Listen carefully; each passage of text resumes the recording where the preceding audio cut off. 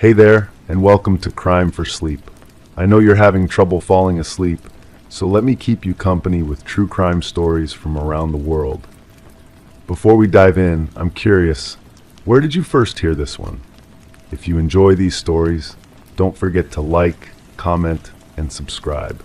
Now get comfortable, and let's get into tonight's case.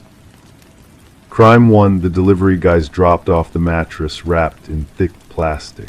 Brand new, or so I thought. That night I noticed a faint smell, iron, mold, something foul. I stripped the sheets, thinking maybe the dog had an accident, but when I flipped the mattress I found a dark stain seeping through the foam. I cut it open. Inside wasn't stuffing, it was fabric soaked with what looked like dried blood. I called the company. They claimed it wasn't from their warehouse. I asked where it came from. The call disconnected. 2 nights later, I woke up to find a trail of red footprints leading from the mattress to the front door. I couldn't sleep anymore. Every creak in the house felt deliberate. I started researching the company online. Their website looked legitimate enough, but something felt off about the customer reviews. Too perfect, too similar in writing style. I dug deeper into the business registration records. The address led to an empty lot downtown. The footprints had dried by morning, but I photographed them anyway. Under magnification, they weren't quite right. The pattern was human, but the spacing suggested someone dragging their feet or being dragged. I followed the trail outside. It stopped at the curb where a vehicle must have been parked.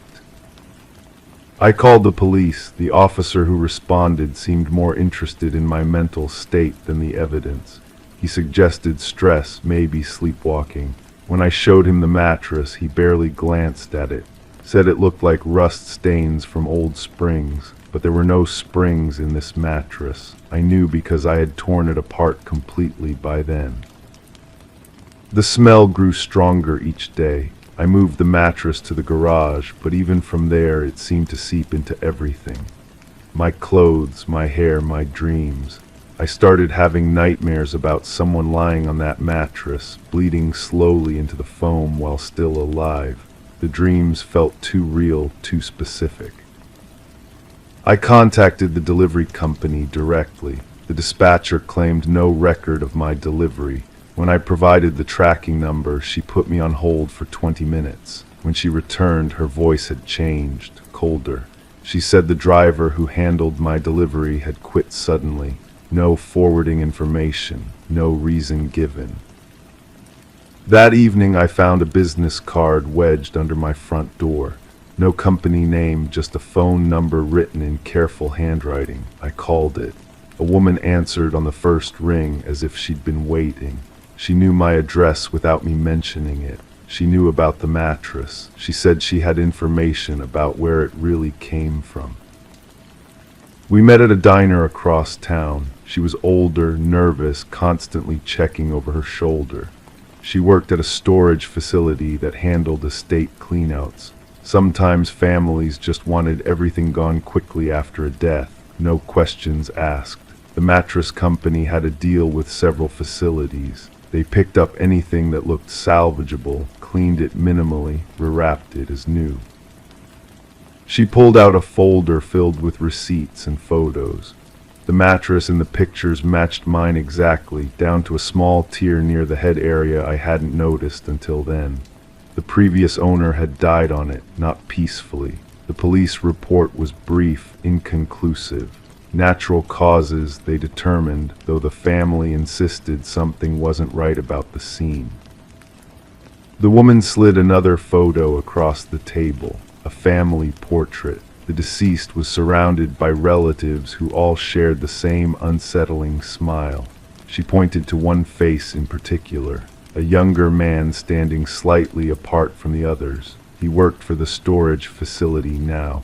He was the one who marked certain items for pickup by the mattress company. I asked why she was telling me this. She said others had come forward with similar stories. Mattresses, furniture, clothing, all from deaths that seemed suspicious but were quickly closed by authorities. All sold to unsuspecting customers through legitimate-looking businesses. She believed someone was orchestrating it deliberately, spreading evidence across the city where it would be harder to piece together. The photos in her folder showed other crime scenes, other mattresses, other families with those same cold smiles. I recognized something in their expressions that I had seen before, in the mirror lately.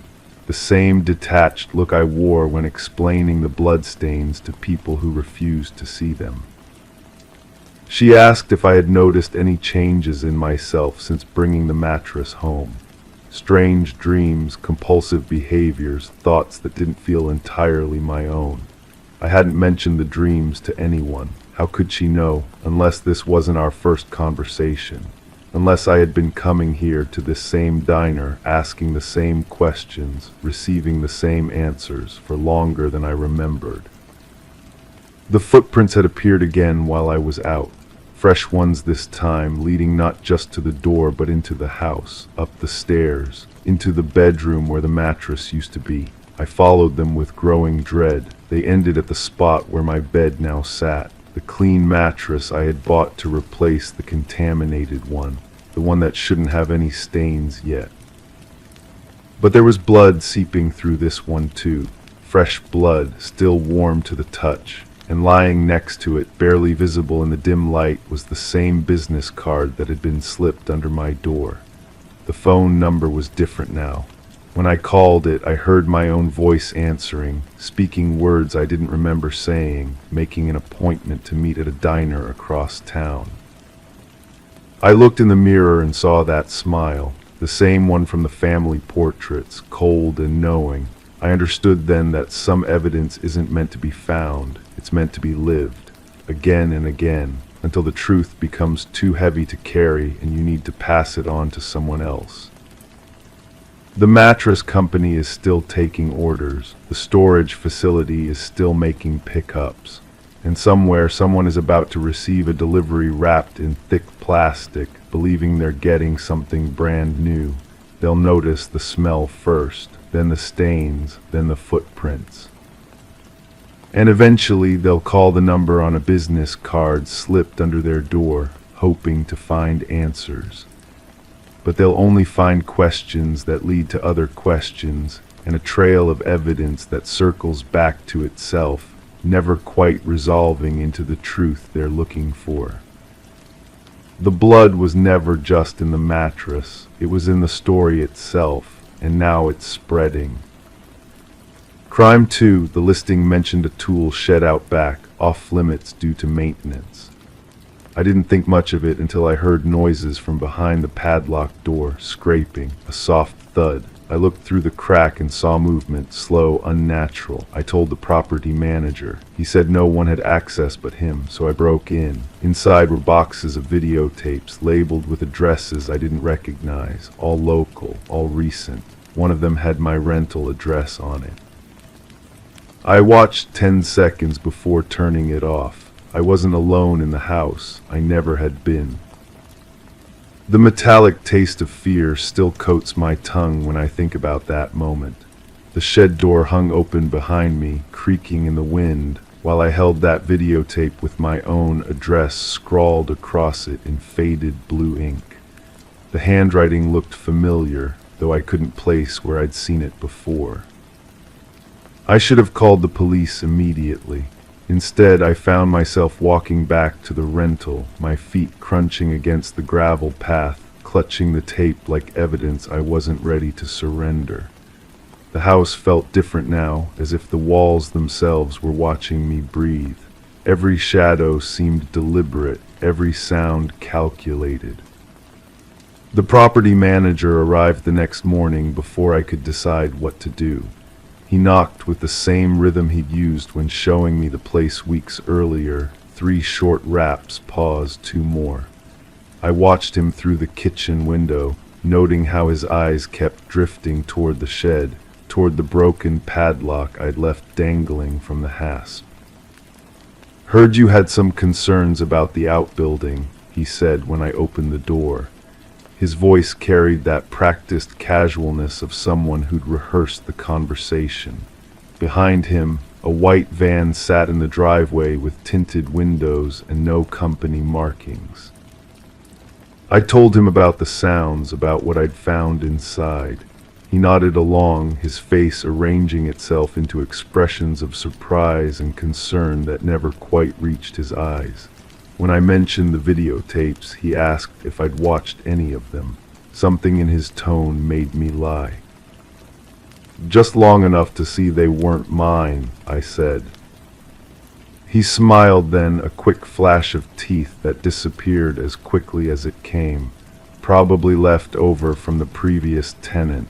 Some people collect old media, you know, nostalgia.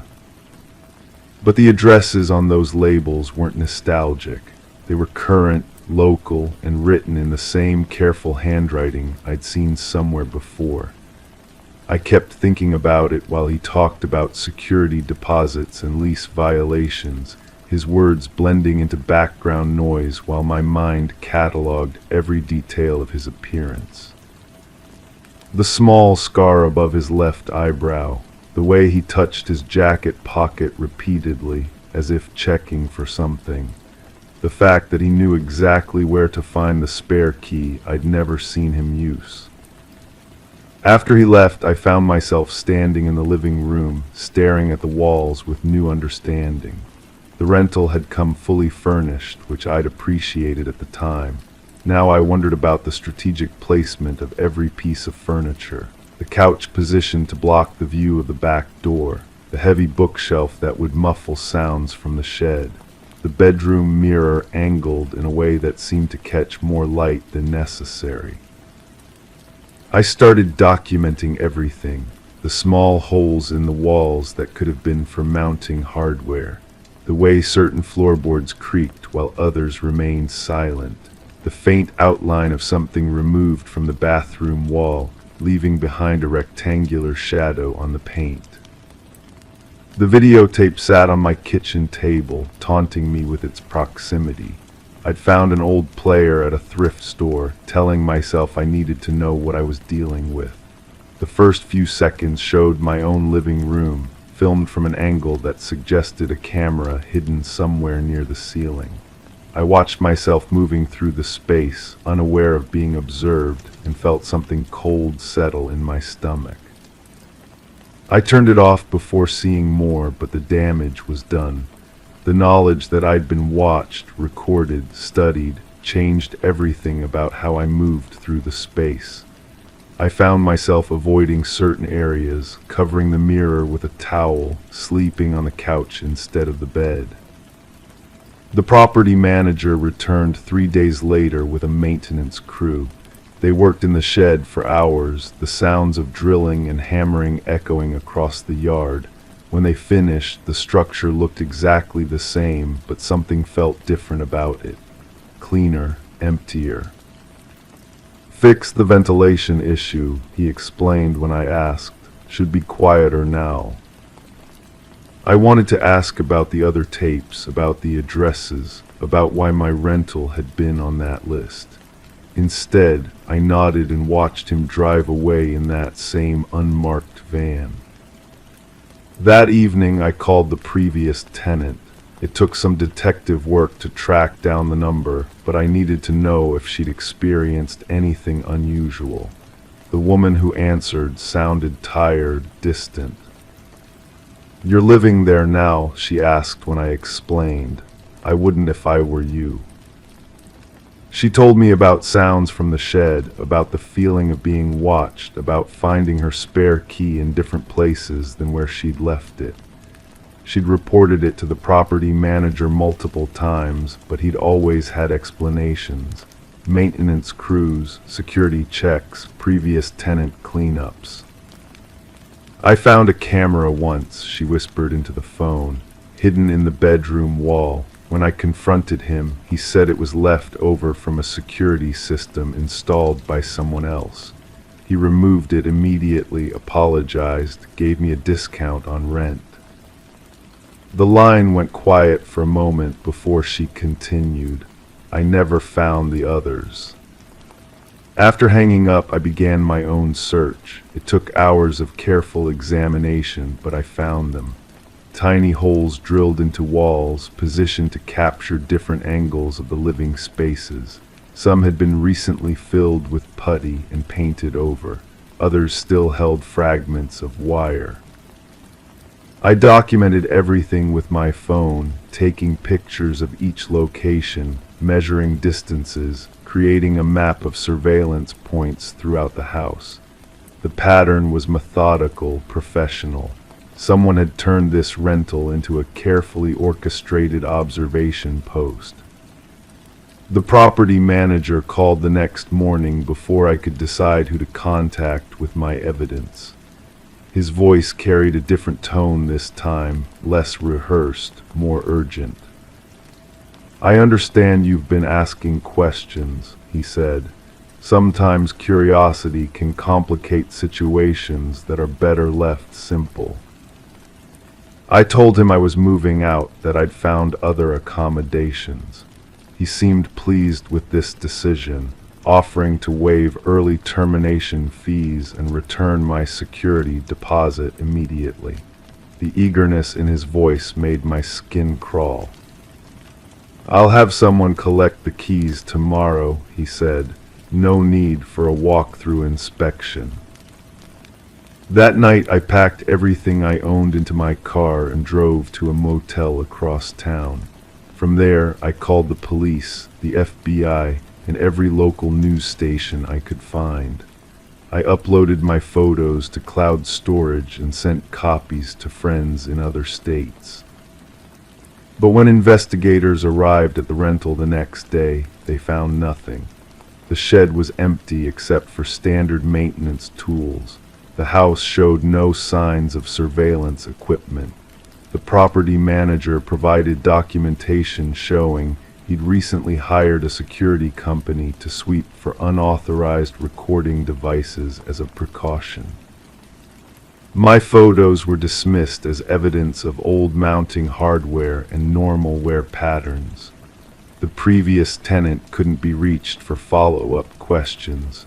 Her phone number had been disconnected, and the forwarding address led to an empty apartment. I still have the videotape hidden in a safety deposit box 3 states away. I've never watched more than those first few seconds, but I know what it represents.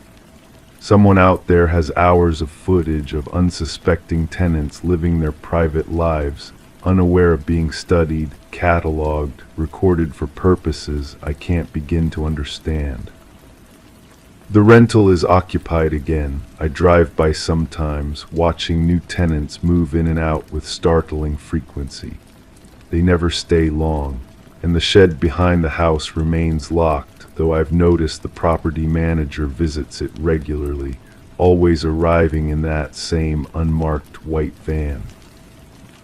I wonder if he knows that I know, if he watches me the way he watched others. If somewhere in his collection of tapes there are hours of footage showing me discovering his secret, breaking into his shed, holding evidence of his crimes in my trembling hands. The truth is, I'm not sure I want to know what else was in those boxes. Some investigations reveal more than we're prepared to handle. Some doors, once opened, can never be properly closed again. And sometimes the people we trust with our safety are the ones we should fear the most. Crime 3, it was supposed to be a cheap backup phone, no SIM, just Wi-Fi. When I powered it on, I found dozens of photos in the gallery. They weren't of family vacations or pets. They were of me sleeping, walking to my car, sitting in cafes, all taken from a distance. A folder labeled Next held images of my apartment building, hallway, and front door. There was even one taken from inside my living room. The pawn shop said they don't log sellers. I smashed the phone. But that night, another one appeared on my kitchen table, same model, fully charged. The fragments of the first phone lay scattered in my trash bin like broken teeth. I had crushed it with a hammer, watching the screen spiderweb into 1,000 reflections of my own paranoid face. Yet here was its twin, pristine and waiting. The battery icon showed full charge. Someone had been in my apartment. I called the police. The officer who arrived was younger than I expected, with tired eyes that had seen too much for someone barely out of training. He photographed the phone, bagged it as evidence, and asked the obvious questions. No signs of forced entry, no missing items, just this device that shouldn't exist, sitting where I eat my breakfast. The detective assigned to my case had calloused hands and spoke in measured tones. She showed me printouts of the photos from the first phone. The timestamp stretched back 6 months. Someone had been documenting my life with the patience of a scientist studying an insect. In one image, I'm leaving my favorite coffee shop, steam rising from the cup in my hand. The angle suggests the photographer was sitting in a car across the street.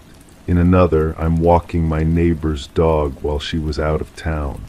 The lens had captured me mid-laugh at something the animal had done. Whoever took this knew my routines better than I did. The photo taken from inside my living room haunted me most. It showed me asleep on my couch, remote control fallen from my hand, the television casting blue light across my face. The angle meant the photographer had been standing near my bookshelf. I remembered that evening. I had fallen asleep watching a documentary about missing persons. The detective ran the phone's serial number through databases. It had been reported stolen 8 months ago by a woman whose name she wouldn't share. The theft report mentioned no other details, just a device gone missing from a purse at a restaurant. But the photos on my phone were taken after the reported theft date. I started noticing things. The barista at my coffee shop avoided eye contact when I ordered my usual. My elderly neighbor stopped waving from her window when I left for work. The man who walked his dog past my building each morning now took a different route. It felt like everyone knew something I didn't. Sleep became impossible. I installed new locks, security cameras, motion sensors. The footage showed nothing unusual, just me moving through my own space like a ghost haunting my own life.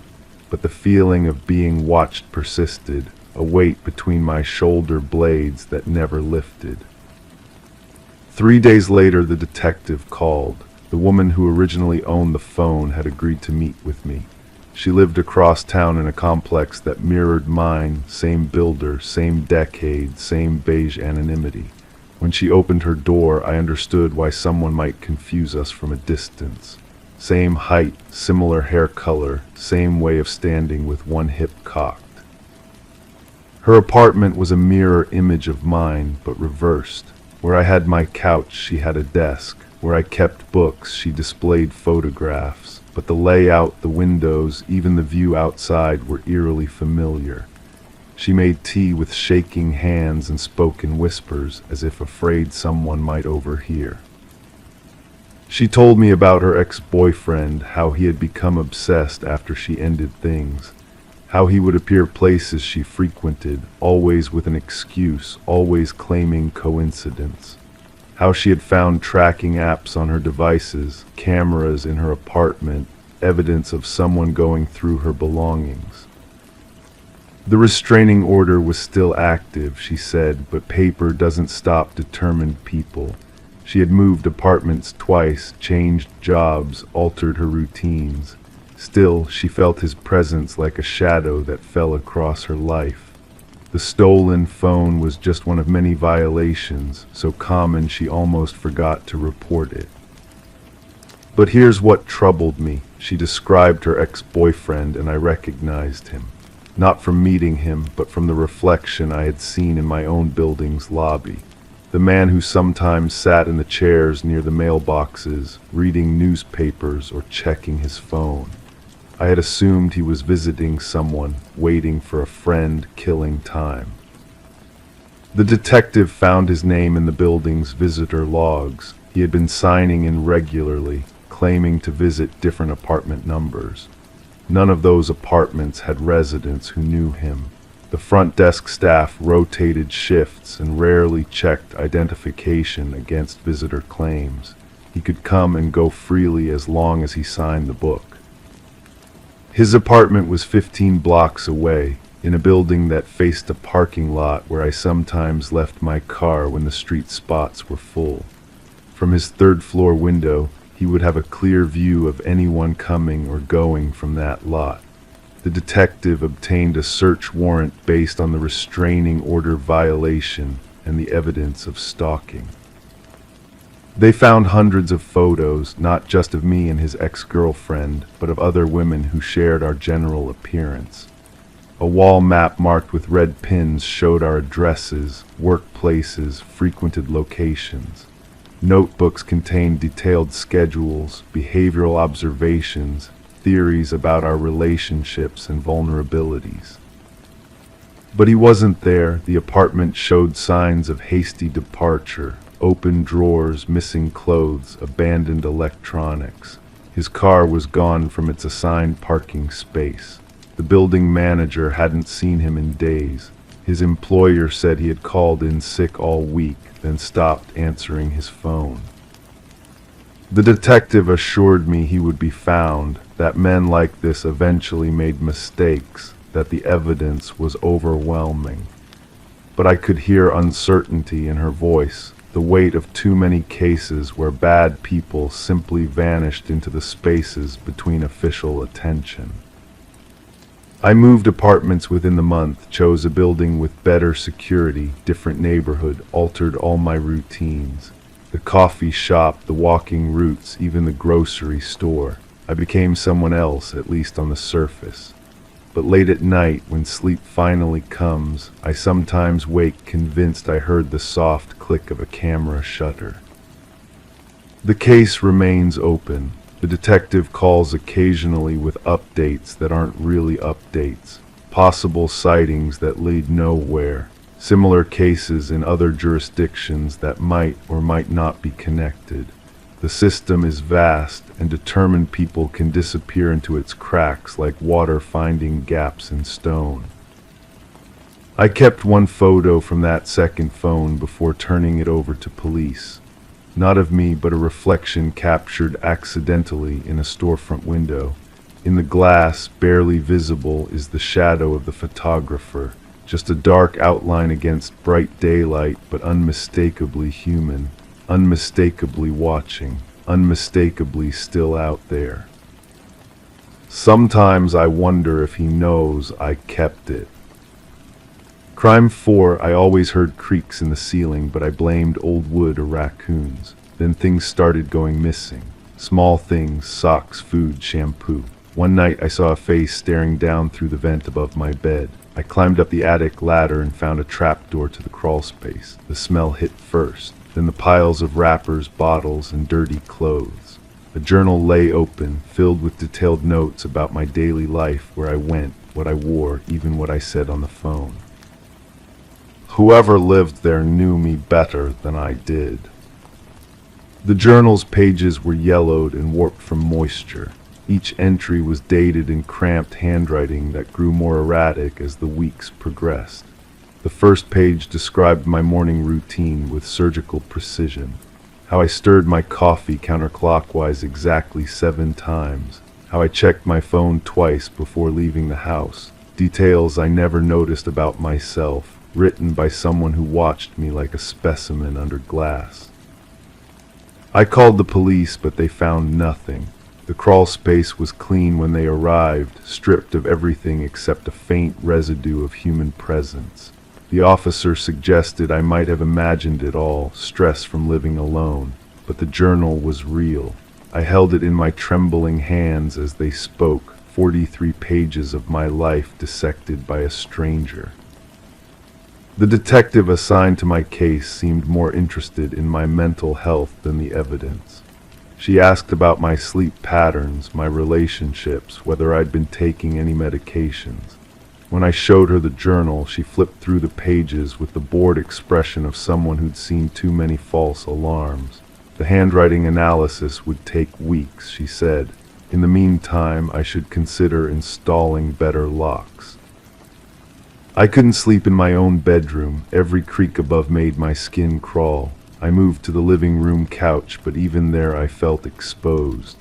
The journal entries described not just my routines, but my fears. How I checked the front door twice before bed. How I kept a baseball bat under the couch cushions. How I talked to myself when I thought no one was listening. The most disturbing entry was dated just 3 days before I found the crawl space. It described a conversation I'd had with my sister about changing my locks. A conversation that happened in my kitchen, with all the windows closed and the curtains drawn. Someone had been listening to every word. I started examining my house with new eyes. The vent above my bed had scratches around the screws, fresh metal marks against old paint. The attic ladder showed signs of recent use, despite my rarely going up there. In the bathroom, I found a single strand of hair caught in the exhaust fan. Dark brown, longer than mine, with a coarse texture that made my stomach turn. My sister suggested I stay at her place while the investigation continued, but I refused. This was my home. I'd lived here for 6 years, painted every room, planted the garden with my own hands. I wouldn't be driven out by some stranger who thought they could watch me like a reality show. The journal entries revealed an obsession that went beyond curiosity. The writer had developed theories about my personality, my past, my secrets. They'd noticed patterns in my behavior that I didn't even know existed. How I always chose the same checkout lane at the grocery store. How I avoided eye contact with delivery drivers. How I flinched when unexpected sounds came from the basement. That last detail made me pause. I'd never told anyone about my unease with the basement. It was an old fear, something from childhood that I'd never outgrown.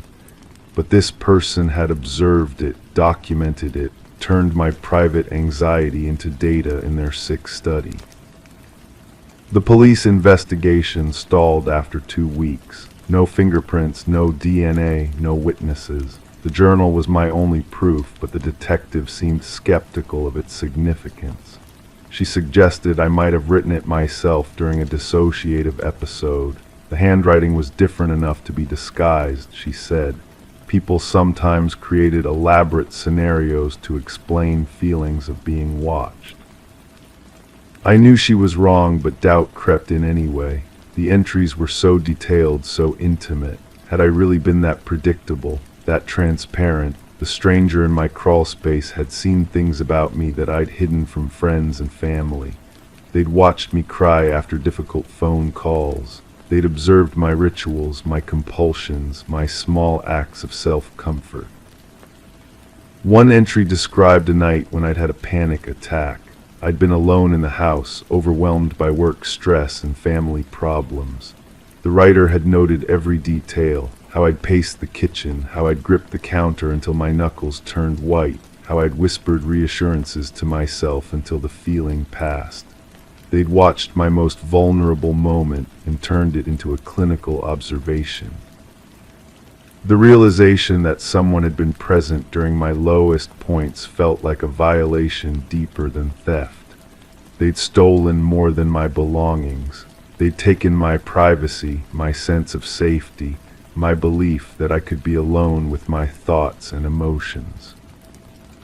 I hired a private investigator, but she found nothing the police hadn't already discovered. The journal remained our only lead, and its origins seemed impossible to trace. The paper was common, the pen ordinary. The handwriting showed no distinctive characteristics that might identify the writer. Whoever had lived in my crawl space had been careful to leave no trace except for the record of their surveillance. Months passed. I installed security cameras, motion sensors, and new locks. I sealed the crawl space entrance and reinforced the attic ladder, but the sense of being watched never left me. Sometimes I'd catch myself performing my old routines exactly as described in the journal, as if I'd been programmed by someone else's observations. The worst part was not knowing who had done this. The entries revealed an intimate knowledge of my life, but no clues about the observer. They could have been anyone, a neighbor, a delivery person, someone from my past. The faceless quality of the surveillance made it impossible to feel truly safe again. I still live in the same house. I've changed my routines, varied my schedule, tried to become unpredictable. But sometimes in the quiet hours before dawn, I wonder if someone is still watching. If another journal exists somewhere, documenting my attempts to escape observation. If the stranger in my crawlspace was just the beginning of something larger and more disturbing than I could imagine. The case remains open but inactive. The detective moved to another department. The journal sits in an evidence locker, 43 pages of my life preserved as proof of a crime that couldn't be solved. Sometimes I wonder if the person who wrote it is reading about the investigation, following the aftermath of their surveillance with the same clinical interest they once showed for my daily routines. I've never found out who lived in my crawl space, but I've learned something about myself that I wish I could forget. How easy it is to be watched, how transparent our private lives can become to someone with patience and access. The stranger knew me better than I knew myself, and that knowledge remains somewhere in the world, carried by someone whose face I saw for only a moment through a ceiling vent. The truth is, I'm not sure I want to know who they were. Some mysteries are more terrifying when solved. Some strangers are better left faceless, their motives unexplored. In my crawl space, someone lived and watched and documented my existence. They disappeared as quietly as they'd arrived, leaving only questions and the persistent feeling that privacy is an illusion we maintain until someone decides to take it away. Crime 5, I bought the mirror at a thrift store, ornate, heavy, and dusty. It matched my furniture perfectly, but when I cleaned the glass, I noticed something wrong. The reflection didn't match the room behind me. It showed different curtains, different wallpaper. One night, the room in the mirror had a person in it, watching me, not moving. I turned around. No one. The next day, my reflection was back to normal, until it wasn't. Now I see myself in that other room, but I'm not alone. And my reflection doesn't follow my movements anymore. The mirror became my obsession after that first incident. I started documenting everything, photographs that never captured what I saw with my naked eye. The reflection always appeared normal in pictures, which made me question my own sanity, but I knew what I was seeing was real. The room beyond the glass had a different layout, different furniture, different everything. I began researching the mirror's history. The thrift store clerk remembered it came from an estate sale. An elderly woman had died alone in her apartment, and her belongings were sold to clear the space. The clerk mentioned something unsettling. The woman's neighbors had complained about noises coming from her apartment weeks after she had passed away. Footsteps, voices. The building manager found nothing when he investigated. The woman's name was redacted from most documents I could find, but I discovered she had lived in a building across town. The architectural style matched what I saw in the mirror's reflection. Same crown molding, same window placement, same hardwood floors. When I drove past the building, my hands trembled on the steering wheel. The apartment on the 3rd floor had been vacant since her death. No one wanted to rent it. I contacted the building manager, claiming to be interested in the property. He was reluctant to show it, but eventually agreed. Walking up those stairs, the scent of lavender and something else, something medicinal, filled the hallway. The same smell I had begun noticing in my own apartment, always strongest near the mirror. The apartment was empty but not clean. Dust covered everything, and the walls showed faded rectangles where furniture had once stood. But the layout was exact to what I saw in my reflection. Same curtains still hanging, same wallpaper pattern, same light fixtures. The manager mentioned that previous potential renters had complained about feeling watched, about cold spots, about an overwhelming sense of not being alone. I asked about the woman who had lived there. He became uncomfortable, shifting his weight and avoiding eye contact. He told me she had been found weeks after her death, that the smell had eventually alerted neighbors, but there was something else, something he hesitated to share. Security footage from the building's lobby showed her entering and leaving at impossible intervals, sometimes appearing to be in two places simultaneously. Back in my apartment, the mirror's behavior intensified. I would catch glimpses of movement in the reflected room, shadows passing by windows that shouldn't exist. Sometimes I saw myself in there, but my reflection would move independently, turning to look at things I couldn't see, reacting to sounds I couldn't hear. The other me seemed afraid, constantly glancing over its shoulder. I installed cameras around my apartment, hoping to capture evidence. The footage showed me talking to my reflection, but in the recordings I appeared to be having conversations with empty air. My voice was clear, but there was never a response, never another voice. Yet I remembered hearing replies, remembered detailed conversations about the woman who had owned the mirror, about what had happened in that other apartment. The breakthrough came when I found police reports from the original investigation. The woman had been calling the authorities repeatedly in the months before her death, claiming someone was living in her walls, watching her through her mirror. Officers had investigated multiple times, finding no evidence of intrusion. The reports described her as increasingly paranoid, talking about seeing herself in places she hadn't been, about her reflection acting independently. One report mentioned that she had tried to cover the mirror with sheets, but claimed the covering would move overnight, as if pushed aside from within.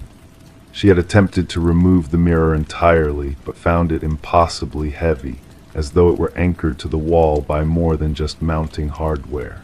The final report noted that she had been found positioned directly in front of the mirror, as if she had been standing there for an extended period. I realized I had been spending increasing amounts of my day standing in front of the mirror, having those one-sided conversations, watching my reflection live a parallel life in that other room. My neighbors had begun asking if I was all right, mentioning they heard voices from my apartment when they knew I lived alone. I had been calling in sick to work more frequently, losing track of entire days that seemed to disappear while I stood before the glass. The woman's former neighbors agreed to speak with me, though reluctantly. They described the same progression I was experiencing, the obsession with the mirror, the conversations with no one, the gradual withdrawal from daily life. One neighbor mentioned seeing the woman in her apartment window even after she had died, standing in the same position, staring out at nothing. I tried to remove the mirror just as she had. It wouldn't budge.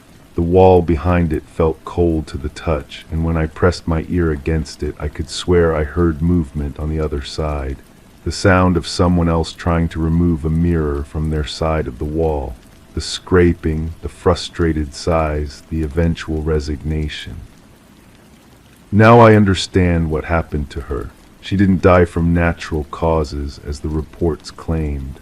She died from the gradual replacement of her real life with the life she lived in the reflection. Day by day, hour by hour, she spent more time being the person in the mirror than being herself, until there was nothing left of her original self to anchor her to this side of the glass. The mirror shows me my apartment, but it's not my apartment, it's hers, and I'm becoming her, standing in her place, living her final days over and over. The person watching me from the other room isn't a stranger. It's who I used to be, trapped on the other side, trying to warn me about what's happening. But I can't stop looking. The reflection has become more real than reality. The conversations are more meaningful than any I've had with living people. The life in the mirror is more vivid, more important, more necessary than the life I'm slowly leaving behind. I know how this ends. I've seen it in the reflection, lived it through her memories that have become my memories, but knowing doesn't give me the power to change it. The mirror doesn't just show another room. It shows another life, another death, another person who thought they could resist the pull of the glass. Tomorrow, or maybe today, I'll take her place completely, and someone else will buy the mirror from my estate sale, carry it home, clean the glass, and notice that the reflection doesn't quite match their room. They'll see me standing there trying to warn them, just as she tried to warn me. The cycle continues, and the mirror waits patiently for its next victim, reflecting not what is, but what will be. Crime 6, at first I thought they were just mistakes left at the wrong door, but each package had my full name, even though I use a nickname on everything. No return address. Inside were strange items: a child's shoe, a broken pair of glasses, a stuffed animal soaked in something sticky. I asked the landlord. He said he didn't deliver them, but the building cameras said otherwise. I confronted him. He just smiled and said, "You agreed to everything when you signed." I checked the lease again. In the fine print, it mentions participation in behavioral documentation. I haven't left since. The first package arrived on a Tuesday. I remember because I was drinking coffee from my favorite mug, the one with the small chip on the handle that I trace with my thumb when I'm nervous. The cardboard felt damp against my fingers, heavier than it should have been for its size. When I tore it open, the smell hit me first, something sweet and cloying, like fruit left too long in the sun. Inside was a single child's sneaker, pink with silver laces, size 7. The rubber sole had scuff marks that looked deliberate, as if someone had dragged it across concrete over and over. I held it up to the light streaming through my kitchen window, turning it slowly. There was something dark embedded in the treads, something that flaked off when I touched it. I called the building manager. Her voice was crisp and professional when she answered, but I caught a slight hesitation when I described the package. She said these things happen all the time in apartment buildings. Mix-ups, wrong addresses. She would look into it. But my name was spelled correctly. First, middle, last. Even the apartment number was right. I use a shortened version of my name for everything: utilities, credit cards, even my mailbox label. Only my birth certificate and social security card have my full name printed like that. The second package came 3 days later. This time I was ready. I heard the footsteps in the hallway, heavy and deliberate, stopping right outside my door. I pressed my eye to the peephole, but whoever was there stayed just out of view. I waited until the footsteps faded before opening the door. The package was smaller this time, wrapped in brown paper that felt grainy under my fingertips. Inside were prescription glasses, thick lenses in black frames. One lens was cracked in a spider web pattern, the other was missing entirely. The frames were bent at an odd angle, as if they had been stepped on. There was a faint residue on the nose pads, something oily that transferred to my skin when I touched it. I took the glasses to the optical shop on the corner. The technician, a young woman with careful hands and kind eyes, examined them under a magnifying glass. She told me the prescription was strong, meant for someone with severe nearsightedness. The frames were expensive, handmade. She asked if I wanted them repaired. I said no and left them on her counter. That night I reviewed my lease agreement. 23 pages of standard rental terms, clauses about security deposits and pet policies. I had signed it in the building manager's office, distracted by the sound of construction outside and eager to secure the apartment. The rent was reasonable, the location perfect. I had skimmed the fine print, initialing where she pointed, trusting that it was all routine. But now I read every word. Buried on page 18, between clauses about noise complaints and maintenance requests, was a single line: tenant agrees to participate in behavioral documentation as deemed necessary by property management for research purposes. I called the building manager again. This time her voice was different, guarded. She said she would need to review my file and get back to me. She never did. The third package was the largest yet, heavy enough that I had to use both hands to carry it inside.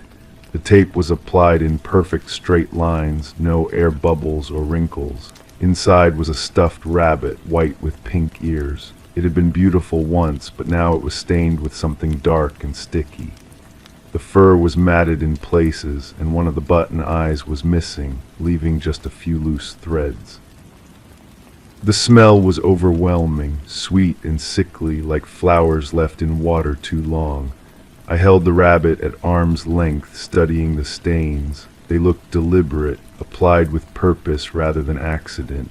When I touched one of the spots, my finger came away tacky. I wrapped the rabbit in plastic bags and put it in my freezer. I'm not sure why. Some instinct told me to preserve it, to keep it exactly as I found it. The building had security cameras in the hallways. I knew this because I had seen them when I first toured the apartment, small black domes mounted in the corners. I asked the building manager if I could review the footage from the days the packages were delivered. She said that would require a formal request and possibly a court order, but her eyes said something else. They said she already knew what I would find. I started paying attention to the other tenants. The elderly woman who lived across the hall always seemed to be watching through her peephole when I came and went. The young couple on the floor below stopped talking whenever I passed them in the stairwell. The man who lived at the end of my hall had started wearing gloves, even when it was warm outside. I began documenting everything. The times I heard footsteps in the hallway, the sounds of doors opening and closing, the way the building manager's voice changed when I called with questions. I wrote it all down in a notebook I kept hidden behind my kitchen knife block. The fourth package contained photographs, black and white, slightly blurred as if taken from a distance. They showed the exterior of my building, the entrance to my apartment, the coffee shop where I went every morning. In one photo, I could see myself through my kitchen window holding a coffee mug, the same mug I had been drinking from when the first package arrived. I recognized the angle of the shots. They were taken from the building across the street, probably from one of the upper floors. Someone had been watching me for weeks, maybe months, learning my routines, my habits, the way I moved through my daily life. That night I called the police. The officer who took my report was polite but skeptical. He said receiving unwanted packages wasn't necessarily a crime, especially if they were addressed to me. He suggested I might have a secret admirer or a friend playing a prank. He took notes but didn't seem particularly concerned. I asked about the photographs. He said taking pictures from a public space wasn't illegal, even if the subject was unaware. He gave me a case number and said to call if anything else happened. I hung up feeling more alone than ever. The fifth package was different, smaller, lighter, but somehow more ominous than the others. Inside was a single key, old and tarnished, with a number stamped on the head, 4B, my apartment number. But this wasn't my key. Mine was newer, brass-colored, with the building management company's logo etched into the metal. This key was old enough to be from before the building was renovated, back when it was something else entirely. I tried the key in my lock. It turned easily, too easily, as if the mechanism had been modified to accept it. I removed the key and stared at it, feeling the weight of its implications. Someone else had access to my apartment. Someone had always had access. I confronted the building manager the next morning. I found her in the basement, sorting through boxes of old files. She looked up when I entered, and for a moment I saw something in her eyes that made my skin crawl. Not surprise, not confusion, but recognition, as if she had been expecting me. I showed her the key. She examined it carefully, turning it over in her fingers. She said it looked like one of the old master keys, probably left over from the previous management company. She said she would have the locks changed immediately. But she didn't. A week passed, then two. When I called to follow up, she said there had been delays with the locksmith, supply chain issues. She assured me it would be handled soon. I stopped sleeping well. Every creak of the building, every footstep in the hallway, every sound that didn't belong made me alert. I moved my bed away from the door and started sleeping with a knife under my pillow. I installed a door alarm, one of those cheap ones that screams when the contact is broken. The sixth package arrived while I was at work. I found it sitting on my kitchen counter when I came home. My door was still locked, the alarm was still set, but there it was. Someone had been in my apartment while I was gone. Inside was a recording device, one of those small digital ones that journalists use. The battery was dead, but when I charged it and pressed play, I heard my own voice. Conversations I had had in my apartment over the past month. Phone calls with my mother, talks with friends, private moments I thought no one else could hear. The recording quality was excellent, as if the device had been placed very close to where I spent most of my time. I searched my apartment systematically, moving furniture, checking behind picture frames, examining every corner. I found 3 more devices, small and black, barely larger than a coin. They were hidden in places I would never think to look, inside a lamp shade, under the rim of a table, behind the bathroom mirror. I gathered all the devices and confronted the building manager again. This time she wasn't in her office. The woman at the front desk said she was out of town on business and wouldn't be back for several days. I asked to speak to whoever was in charge. The woman made a phone call, spoke in hushed tones, then told me someone would contact me soon. That night I received a call from a man who identified himself as the property owner. His voice was calm, professional, almost therapeutic. He said he was aware of my concerns and would like to meet with me to discuss them. He suggested we meet at a restaurant downtown, somewhere public and comfortable. I agreed, but as soon as I hung up, I knew I had made a mistake. The restaurant was busy, filled with the sound of conversation and clinking silverware. He was already seated when I arrived, a man in his 50s with kind eyes and a gentle smile. He looked like someone's father, someone you would trust with your problems. He ordered coffee and asked about my concerns. I told him about the packages, the recordings, the photographs. He listened carefully, nodding at appropriate moments, making small sounds of sympathy and understanding. When I finished, he leaned forward slightly. He said he was sorry I had been disturbed by the research project. He said it was all completely legal, covered by the lease agreement I had signed. He said the data collected would be used to better understand tenant behavior and improve property management services. I asked why I hadn't been told directly. He said that would have compromised the integrity of the research. He said natural behavior was only possible when subjects were unaware they were being studied. I asked about the packages, the disturbing contents. He said those were psychological stimuli designed to measure stress responses and decision-making patterns. He said everything I had done, every choice I had made, had been carefully documented and analyzed. He reached into his briefcase and pulled out a thick folder.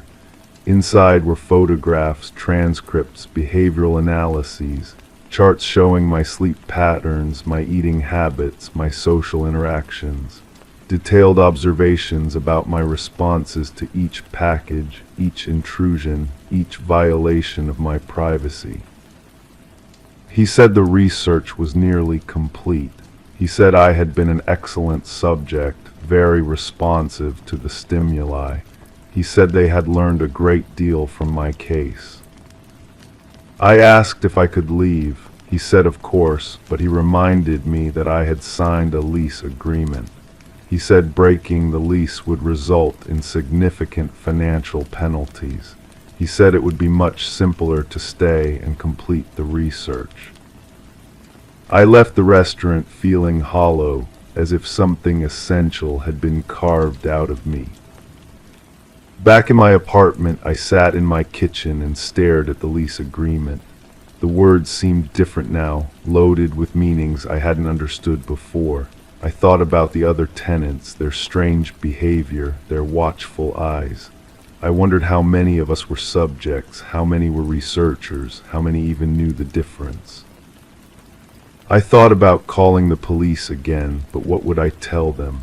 That I had signed a legal document agreeing to participate in research, that I was being studied in ways I didn't understand, that my privacy had been violated with my own written consent. The 7th package arrived that night. I didn't open it. Instead, I placed it on my kitchen counter next to the others, a growing collection of evidence that no one would ever believe. I haven't left my apartment since, not because I can't, but because I'm beginning to understand that leaving won't solve anything. The research isn't confined to this building, this lease, this moment. It's something larger, something that extends beyond the boundaries of my small life.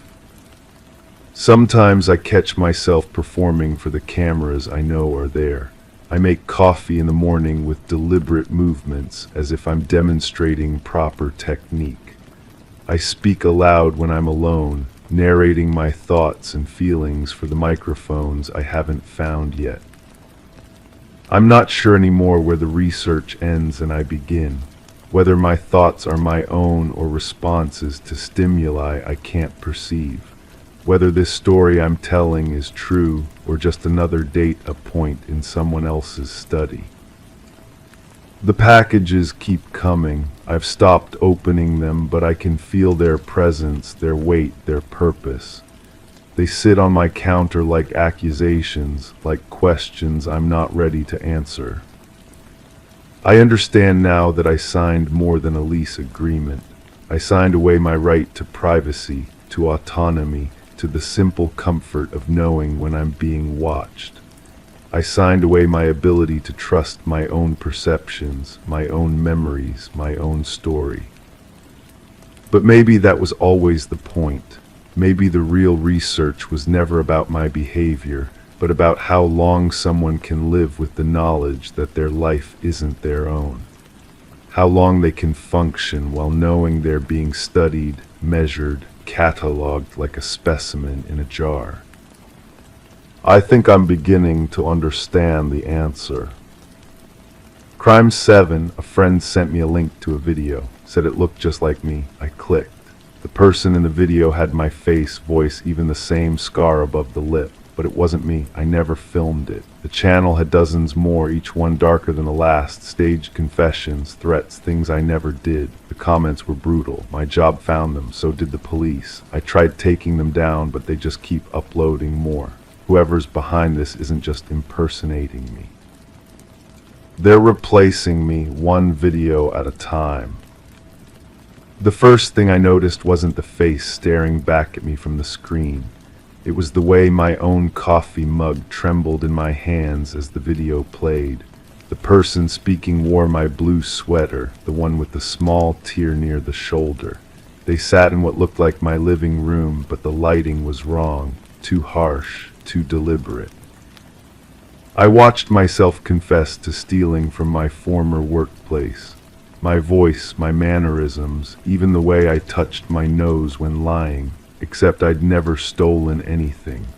The confession felt rehearsed yet intimate, like someone had studied my soul and decided to sell it back to me. The channel username was simple, TruthTeller847. Beneath the first video, comments poured in like digital rain. People I'd never met called me pathetic, disgusting. They tagged my employer, shared screenshots, dissected every word I supposedly spoke.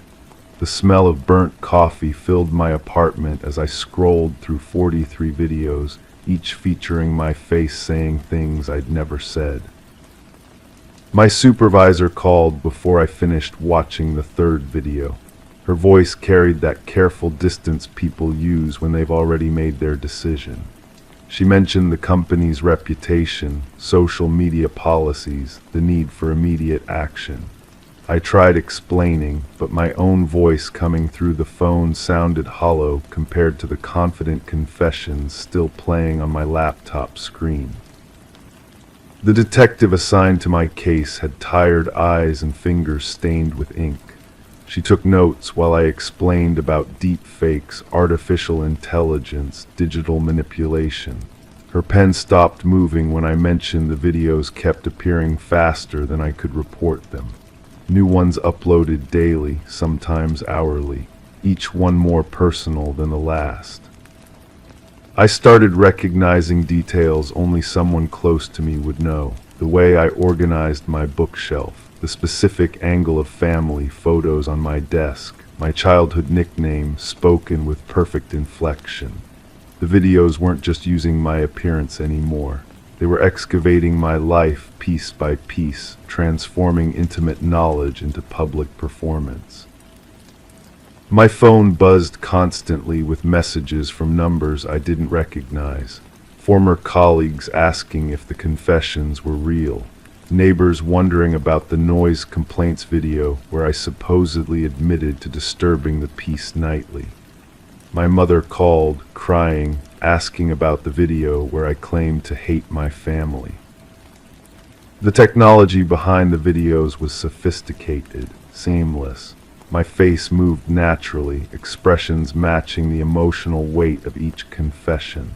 But something felt wrong beyond the obvious violation. The person creating these new things no stranger should know. They understood my fears, my habits, the specific ways I moved through the world. I hired a digital forensics expert who spoke in acronyms and showed me code I couldn't understand. She traced IP addresses that led nowhere, analyzed metadata that had been scrubbed clean. The videos were uploaded from different locations, using various devices, but always with the same meticulous attention to detail that made them believable. Sleep became impossible. Every creak in my apartment sounded like footsteps. Every shadow looked like someone watching. I started leaving lights on, checking locks multiple times, wondering if the person behind this was someone I knew. Someone who had been inside my home, studied my movements, learned my voice patterns through intimate observation. The breakthrough came from an unexpected source. A librarian called about a book I'd supposedly checked out, according to a video confession about vandalizing public property. I'd never been to that library, but someone had used my identification to access their system. The same identification that had been photographed and uploaded as evidence in one of the confessions. The library's security footage showed someone wearing a baseball cap and sunglasses, but their height and build matched mine exactly. They moved like me, gestured like me, even scratched their arm in the same absent way I did when nervous. Watching the footage felt like staring at a ghost of myself, performing actions I couldn't remember taking. I started mapping the confessions chronologically, looking for patterns. The early videos focused on minor transgressions, building credibility through admissions of small lies and petty mistakes. Later ones escalated to more serious claims, fraud, harassment, threats against public figures. Each video built on the last, creating a narrative of escalating antisocial behavior. The detective called with updates that weren't really updates. The investigation had stalled. The videos were too sophisticated for local resources, and federal agencies had bigger priorities. She suggested I consider changing my name, moving somewhere new, starting over. Her voice carried the weariness of someone who'd seen too many cases disappear into digital limbo. But I couldn't let go. Someone was systematically destroying my life, and they weren't finished. The videos were getting more personal, more invasive. Recent uploads included confessions about private conversations, intimate details about relationships, fears I'd never shared with anyone. The violation went beyond identity theft. Someone was hollowing out my existence and filling it with their version of who I should be. Late one evening, while reviewing the latest batch of confessions, I noticed something subtle in the reflection on my laptop screen in one of the videos. A figure moving behind the camera just for a moment, too brief to identify but familiar in a way that made my skin crawl. The way they moved, the timing of their presence, suggested someone comfortable in that space, someone who belonged there. I realized the truth had been staring at me from the beginning. The intimate knowledge, the perfect mimicry, the access to personal details. The person creating these videos wasn't a stranger studying me from afar. They were someone close enough to learn my patterns, my voice, my fears. Someone who could watch me without suspicion, document my life without detection. The final video uploaded while I was writing this account. In it, I confessed to fabricating the entire deepfake story. I claim the videos are real, that I created the impersonation narrative to avoid consequences for my actions. My digital self explains how I manipulated evidence, lied to investigators, deceived everyone who tried to help me. The comment section exploded with vindication from people who never believed my story. The detective stopped returning my calls. My few remaining supporters began questioning their support. The person behind this had achieved something more elegant than simple impersonation.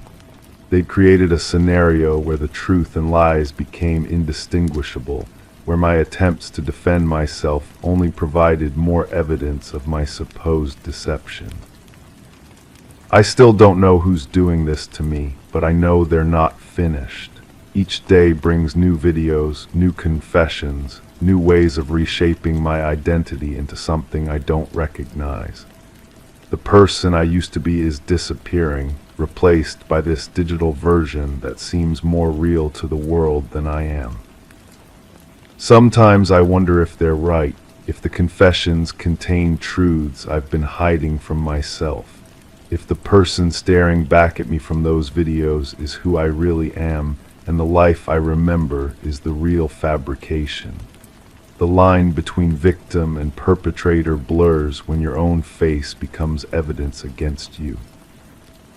The videos keep coming, and somewhere someone is watching me write these words, probably already planning how to turn this moment into another confession, another piece of evidence in a case that may never end.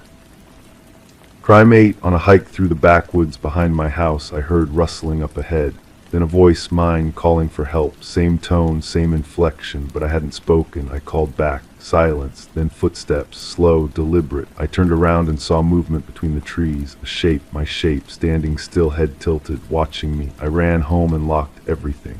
Later that night I heard it again, my own voice, not outside, inside, whispering the same sentence on repeat, let me in. That was 3 months ago. What I thought was a psychological breakdown turned out to be something far more disturbing, something real, something that happened to someone else first. I started researching after finding a torn piece of paper stuck to my back door, handwriting I didn't recognize, but the words were mine. The voice gets stronger when you listen. I called the local library, asked about missing persons reports. The librarian's voice dropped to a whisper when I described what I'd experienced. She told me about the recordings. The basement archives held boxes of evidence from unsolved cases. Audio files transferred to digital, forgotten by everyone except the night janitor who'd been listening to them for years. He agreed to meet me behind the building, hands shaking as he handed me a flash drive. The first recording made my blood freeze. An emergency call, the voice pleading for help, my voice. Exact cadence, same nervous laugh I make when I'm scared, but the timestamp showed it was made 2 years before I moved here, before I'd ever set foot in these woods. The caller claimed someone was impersonating them, using their voice to lure people into the forest. The dispatcher treated it like a prank call. 3 days later, they found the caller's car abandoned at the trailhead. No body, no trace. I played the recording again. In the background, barely audible, I could hear rustling leaves. The same sound I'd heard that day, but there was something else. Breathing that didn't match the caller's rhythm. Someone else was there, listening, learning. The janitor pulled out newspaper clippings from the same box. 7 missing persons over 5 years. All had reported hearing their own voices in the woods before they disappeared. All had called for help. None had been taken seriously. I drove to the trail where the first car was found. The parking area felt familiar, though I'd never been there before. Scuff marks on the asphalt led toward the tree line. I followed them, recording everything on my phone. 20 feet into the woods, I found something that made me understand. A small clearing with equipment I recognized from my old job in radio broadcasting. Professional-grade recording devices, speakers, microphones, all connected to a laptop running voice analysis software, the kind used to replicate speech patterns. But the equipment was old, weathered. It had been here for years. I checked the laptop's files, hundreds of audio samples, conversations recorded from hiking trails, phone calls intercepted somehow, casual talks between friends, all organized by voice type, pitch, accent. My voice was there too, in a folder labeled with yesterday's date. The recordings went back to when I first moved here. Every conversation I'd had while walking these trails, every phone call I'd made in my backyard. Someone had been collecting my voice piece by piece, learning to become me. I heard footsteps behind me. My own voice called out, "Don't turn around." I turned anyway, nothing there, but the equipment was powering down, speakers going silent one by one. Someone had been here moments before, someone who knew I was coming. That night I found a note slipped under my door. My handwriting, but I hadn't written it. The others tried to warn people too. No one believed them either. I called the detective handling the missing persons cases, described what I'd found. He listened patiently, then asked me to come in for questioning. His tone was different, suspicious, like I'd just confessed to something. At the station, he played a recording for me, a 911 call made the night before. My voice reporting that I'd found evidence of the missing hikers, but I hadn't made that call. I was home, doors locked, phone on silent. The detective leaned forward, asked me where I'd really been, why my voice was on their systems making false reports, whether I knew that interfering with an investigation was a felony. I tried to explain about the equipment, the recordings, the voice impersonation technology. He nodded, taking notes. Then he played another file. My voice again, calling in bomb threats to local schools. Dates spanning months. Times when I could prove I was elsewhere, but voice analysis confirmed it was me speaking. I realized what was happening. Someone hadn't just been stealing my voice to lure victims. They'd been using it to make me the suspect. The detective let me leave, but I saw the way he watched me go, like he was memorizing my face for a lineup. I went back to the woods one last time. The equipment was gone. The clearing looked untouched, like no one had ever been there. But in the soft dirt I found fresh footprints, my shoe size, my tread pattern, Someone had been walking in my boots, leaving my trail everywhere evidence might matter. My phone buzzed with a text from an unknown number. "Stop looking for me. I'm already you." That was a week ago. Since then, neighbors have been giving me strange looks. The mail carrier won't make eye contact. Yesterday, my own mother called, asking why I'd left such an angry voicemail on her machine. I never called her.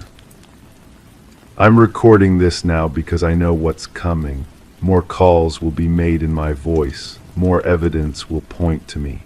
When they find this recording, they'll hear my confession to crimes I didn't commit, spoken in a voice that proves I did. The person who took those hikers is still out there, still using voices that don't belong to them, still making people disappear. But now everyone will think it was me. I keep wondering if someone can steal your voice perfectly, if they can make everyone believe you said things you never said, did things you never did, then who were you to begin with? Last night I heard my voice again, not outside this time, coming from my own mouth, saying words I wasn't thinking, words I didn't want to say, let me in. I think they already have. Crime 9, I travel a lot for work, and this motel wasn't anything special. Beige walls, flickering lights, broken vending machine. But behind a loose panel under the sink, I found a small metal door. Inside, photographs, bones, small ones, and a notebook full of coordinates and dates. No explanations, just one phrase scribbled on the inside of the wall in red marker. Do not speak of what you saw. I left in the middle of the night, but someone followed me home. And last week, I found the same red writing on my bathroom mirror. The photographs were what haunted me first, not because of what they showed, but because of what they didn't show. Children's faces, but only partial ones. A hand here, a smile there, eyes that seemed to be looking directly at whoever held the camera. The paper felt old between my fingers, thick and glossy like the kind photographers used decades ago. Each image had a number written on the back in the same red ink I'd seen on the wall. I should have called someone immediately. I should have left those bones where I found them. Instead, I sat on that sagging motel bed, turning each photograph over in my hands, feeling the weight of those small bones through the plastic bag I'd placed them in. They were too small to be human, I told myself, had to be from animals, but the notebook told a different story. The coordinates led to places I recognized from my travels. That rest stop where I'd bought coffee just 3 states back. The diner where the waitress had stared at me too long. The parking lot where I'd noticed a van with tinted windows following me for several miles before disappearing. Each location was paired with a date, and next to each date, a single letter. Sometimes an R, sometimes a C, sometimes an X. The handwriting was meticulous, almost childlike in its precision. Someone had spent considerable effort documenting these locations, these dates, these letters that meant something to them but nothing to me. The pages smelled faintly of cigarettes and something else I couldn't identify, something medicinal, almost sweet. When I finally left that room, my hands wouldn't stop shaking. I'd taken the notebook with me, telling myself I'd turn it over to the authorities once I figured out what it meant. The bones I'd left behind, but the photographs came with me too. I convinced myself they were evidence, that someone needed to see them, that leaving them there would be worse than taking them. The drive home took longer than usual. I kept checking my rearview mirror, convinced I was seeing the same headlights behind me mile after mile. When I stopped for gas, I lingered inside the station, pretending to browse snacks while watching through the window. The van parked at the far end of the lot had tinted windows, just like the one from the notebook's coordinates. At home, I spread everything across my kitchen table. The photographs formed patterns I hadn't noticed in that dim motel room. Taken in sequence, they seemed to show the same children in different locations. A girl with curly hair appeared in 7 different images. A boy with a distinctive birthmark on his wrist showed up in 5. The backgrounds changed, but the children remained constant, their expressions growing more distant in each successive photo. The notebook revealed its own patterns. The coordinates weren't random. They formed a rough circle, with my hometown sitting almost exactly in the center. Each marked location was a place where someone might stop during a long drive. Rest areas, diners, motels like the one where I'd found this collection. The dates went back several years, but they'd been growing more frequent recently. The most recent entry was dated just 2 days before I'd arrived at that motel. I researched each coordinate online, cross-referencing them with missing person reports, news stories, anything that might explain what I'd found. The girl with curly hair matched the description of a child who disappeared from a mall parking lot 8 months ago. The boy with the birthmark looked similar to another child who'd vanished from a campground the previous summer. Similar, but not identical. The photographs were too unclear to be certain. Sleep became impossible. Every sound outside my house made me reach for the notebook, as if holding it might provide some protection or explanation. The red writing on my bathroom mirror had appeared while I was at work, and I'd found no signs of forced entry. Someone had been in my house, had access to my private space, had wanted me to know they could reach me whenever they chose. The handwriting on the mirror matched the notebook perfectly.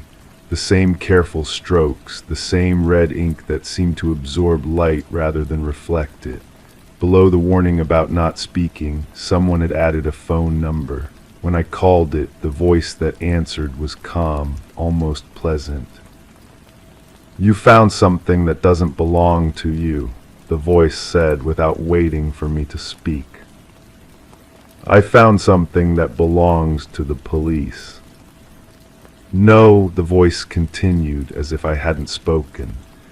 "You found something that belongs to us, and we know where you live, where you work, where you stop for coffee every morning on your way to the office." The line went dead, but the message was clear. I was being watched, had been watched long before I discovered that hidden compartment. The notebook, the photographs, even my presence at that specific motel hadn't been coincidental. Someone had wanted me to find those things, had arranged for me to be there at exactly the right moment to discover their collection. I started noticing details I'd previously overlooked.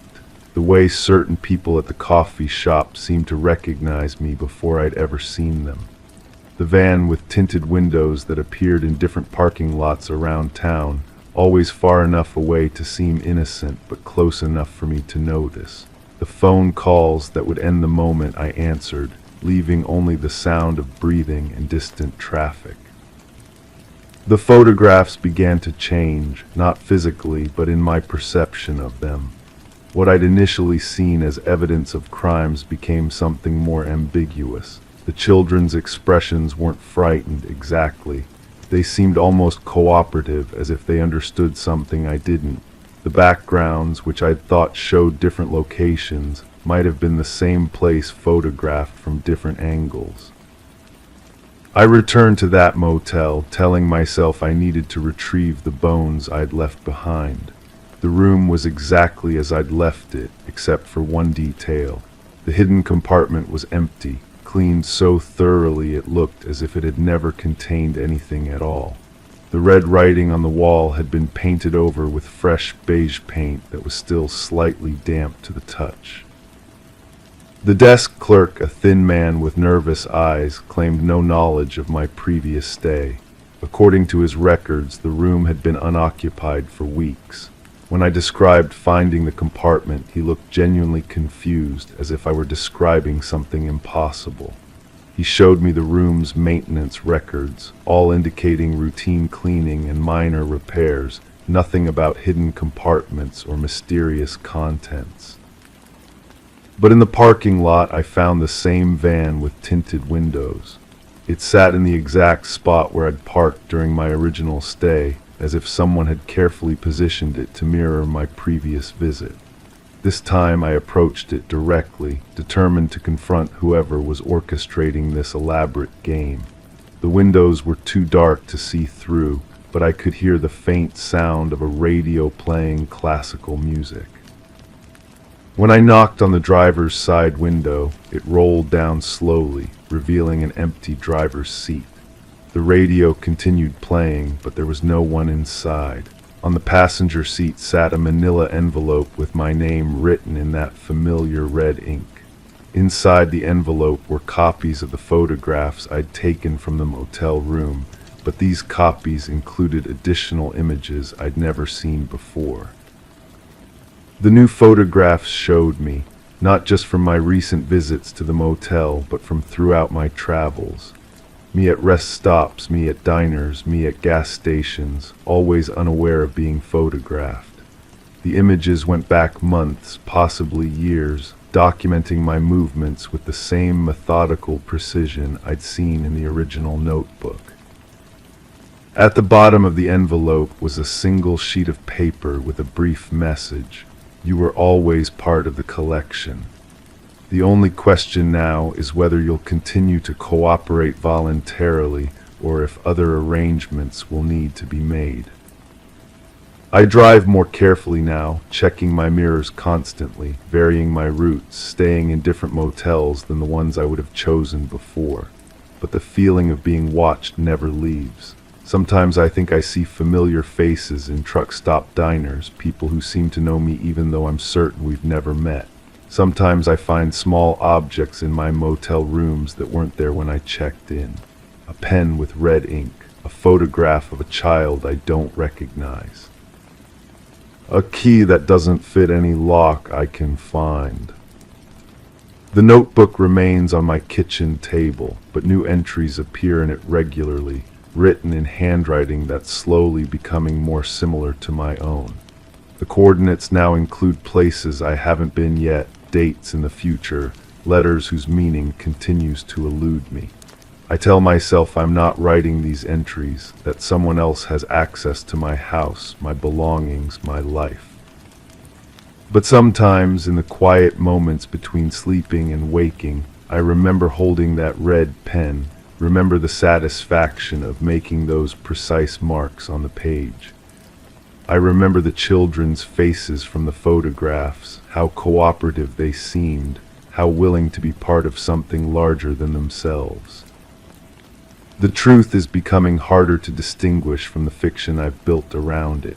Maybe I was never just a traveler who stumbled upon someone else's secret. Maybe the collection was always mine, and the discovery was simply the moment I finally acknowledged what I'd been doing all along.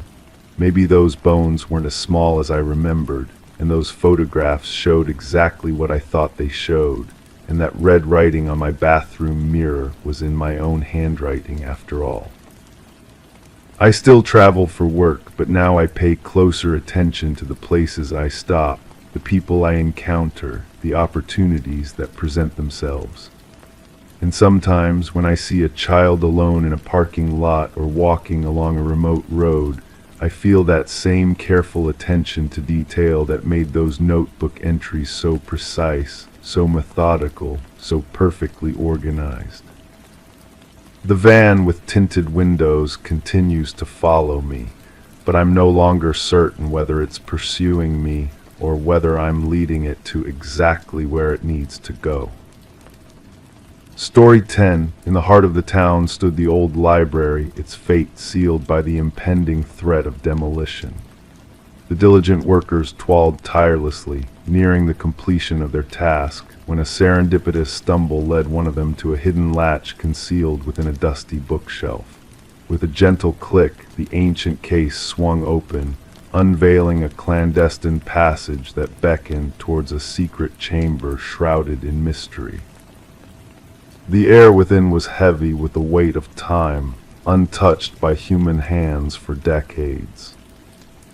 Within the hidden room, devoid of furniture save for a solitary chair bolted to the floor, a sense of foreboding lingered in the shadows. Adorning the walls were haunting scratches, a chilling repetition of the phrase, "I am still here." The construction foreman, sensing the eerie aura that permeated the space, swiftly alerted the authorities, setting in motion a chain of events that would unravel a tale as dark as the hidden chamber itself. Detective Morgan Walsh, a seasoned investigator with 2 decades of experience, stood at the threshold of the hidden room, his flashlight piercing the darkness and casting an ethereal glow upon the unsettling message etched into the walls. "Secure the scene," Walsh commanded, his voice resonating in the confined confines of the chamber. "No one disturbs a thing until the forensics team arrives." The history of the building whispered tales of the past, weaving a narrative of intrigue and tragedy. Once owned by the esteemed Harrington family, the library bore witness to the enigmatic disappearance of their daughter, Rebecca. Vanishing without a trace during her final year of college, Rebecca's absence left a void that no amount of searching or speculation could fill. Her abandoned car, discovered near the edge of the woods, stood as the only tangible clue to her mysterious vanishing. As forensic experts meticulously combed through the hidden room, they unearthed traces of hair and fibers embedded in the aged leather of the restraining chair. The walls, scarred by desperate marks, harbored microscopic hints of blood and skin cells, hinting at a grim struggle that had taken place within those walls. Walsh, driven by a relentless determination to uncover the truth, delved into the murky depths of the Harrington family history. The timing of the library's donation to the public, a mere few weeks following Rebecca's disappearance, raised suspicions that could not be ignored.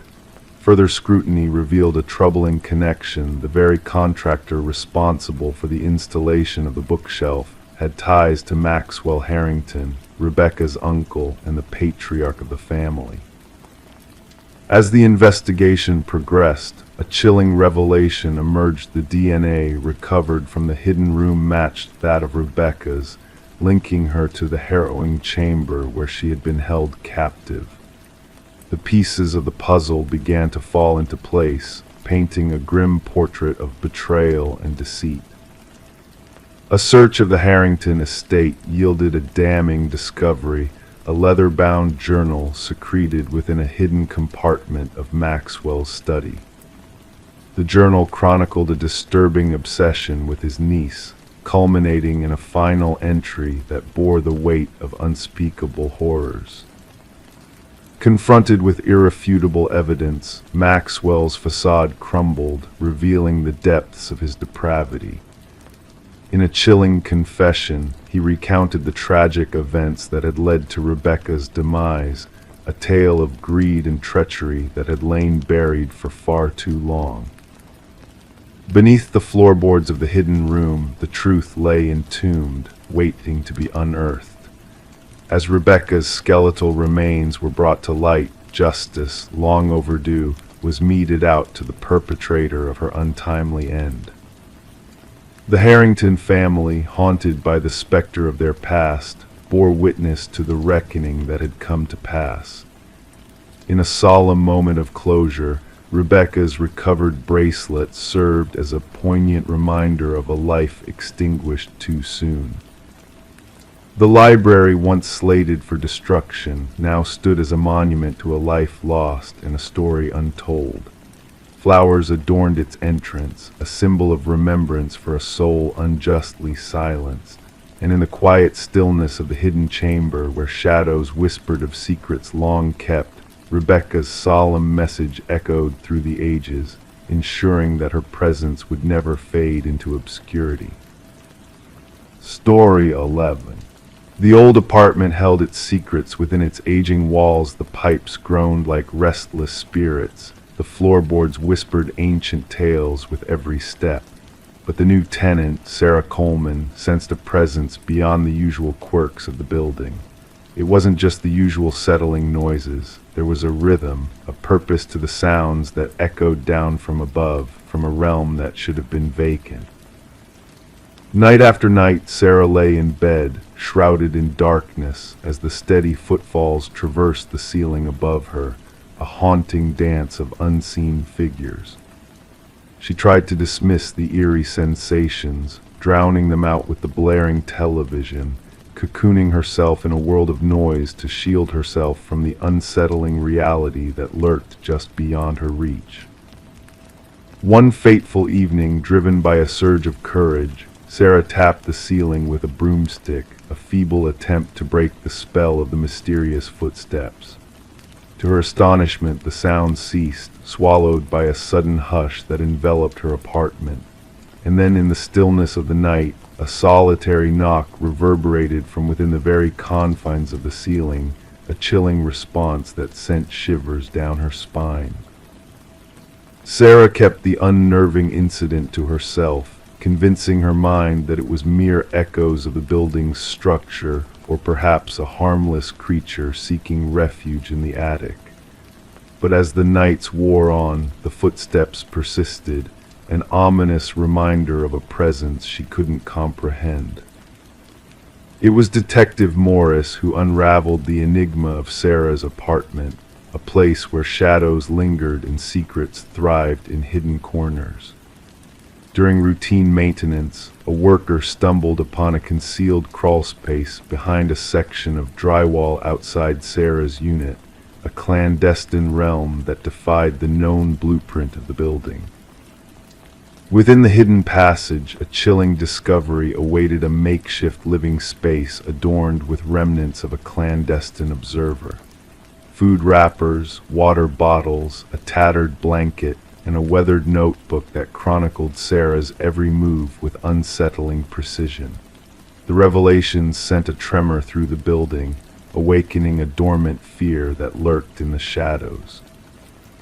Forensic experts delved into the clandestine world within the walls, unearthing a network of passages that intertwined with the very structure of the building, a sinister labyrinth with a single focal point: Sarah Coleman's sanctuary. As the investigation unfolded, a dark narrative emerged from the whispers of former tenants, their voices echoing tales of unease and unseen watchers. The walls held secrets that transcended time, whispering of a past stained with fear and unanswered questions. The truth unfurled like a sinister tapestry, weaving a tale of Martin Weaver, a vanished soul whose fate had been entwined with the silent watcher in the walls. DNA evidence linked Martin to the hidden lair, a connection that illuminated a path to the elusive figure known as Edward Mercer. Edward's shadowy existence came to light, a phantom who had traversed the realm of apartment buildings with a chilling purpose. His meticulous record-keeping and silent vigil spoke of a mind consumed by a twisted obsession, a predator hidden in plain sight. In a secluded cabin, the echoes of the past reverberated through haunting images and cryptic notes, a shrine to the unsuspecting souls who had crossed paths with Edward's dark designs. The cabin bore witness to unspeakable horrors, a testament to the depths of human depravity that lurked beneath the veneer of normalcy. As the manhunt for Edward intensified, a sense of unease settled over Detective Morris, a lingering doubt that whispered of shadows that lingered just out of sight. The hunt for the elusive figure led to dead ends and unanswered questions, a mystery that refused to yield its final secrets. And in the stillness of the night, as the world slumbered in blissful ignorance, Detective Morris found himself haunted by the memory of Sarah's empty apartment, a void that echoed with the phantom footsteps of a presence that had vanished without a trace. The tale of Sarah Coleman and the enigmatic Edward Mercer became a cautionary whisper that lingered in the corridors of apartment buildings across the land, a reminder that the walls held secrets that defied the light of day. And as the night stretched its tendrils over the world, the echo of footsteps in the darkness resonated with a chilling truth: who else might be listening, waiting in the shadows just beyond our sight? Story 12. The apartment lay silent and empty for months, its walls echoing with untold stories and forgotten whispers. When the new tenants crossed the threshold, they carried with them a sense of anticipation, tempered by the mundane expectation of dust and old furniture left behind. Yet one door stood defiantly closed, its secrets concealed behind a stubborn lock. It was a closet, its keyhole a silent guardian of mysteries locked away. With a determined push, the landlord broke the seal, revealing not just coats or discarded items, but a chilling revelation. The walls bore witness to a silent struggle, etched with deep, uneven scratches that told a tale of desperation and confinement. In the corner, a relic of the past lay dormant, an old flip phone, its screen aglow with a single unread message, a spectral whisper from a bygone era. Detective Morgan Shaw, a seasoned investigator with a keen eye for the unseen, felt a shiver run down her spine as she surveyed the scene before her. There was no blood spatter or obvious violence, yet the marks on the walls spoke volumes of a harrowing ordeal. Forensics now, she instructed her partner, Officer Reed, whose camera clicked in a rhythm of solemn documentation.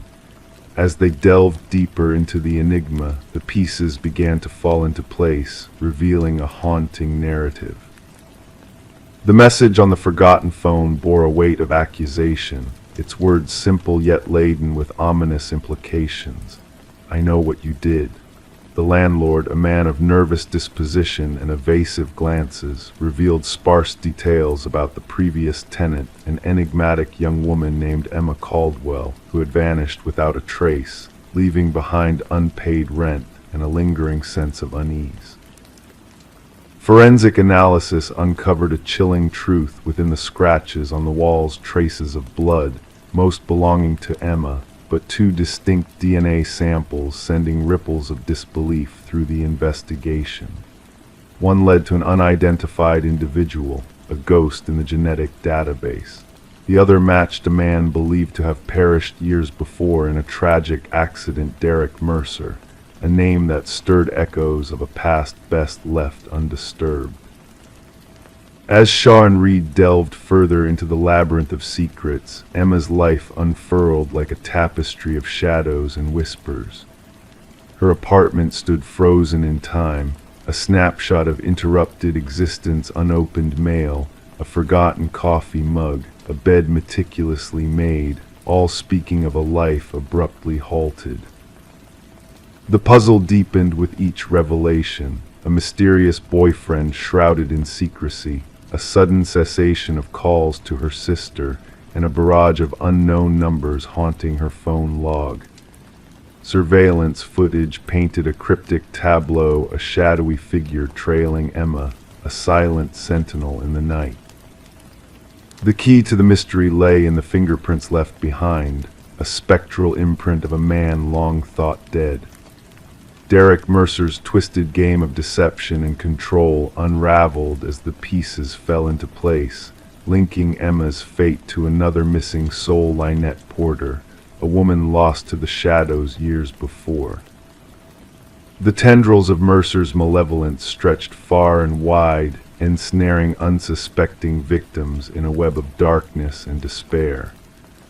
Behind the facade of normalcy lay a realm of unspeakable horrors, where innocence was a fleeting illusion and safety a distant dream.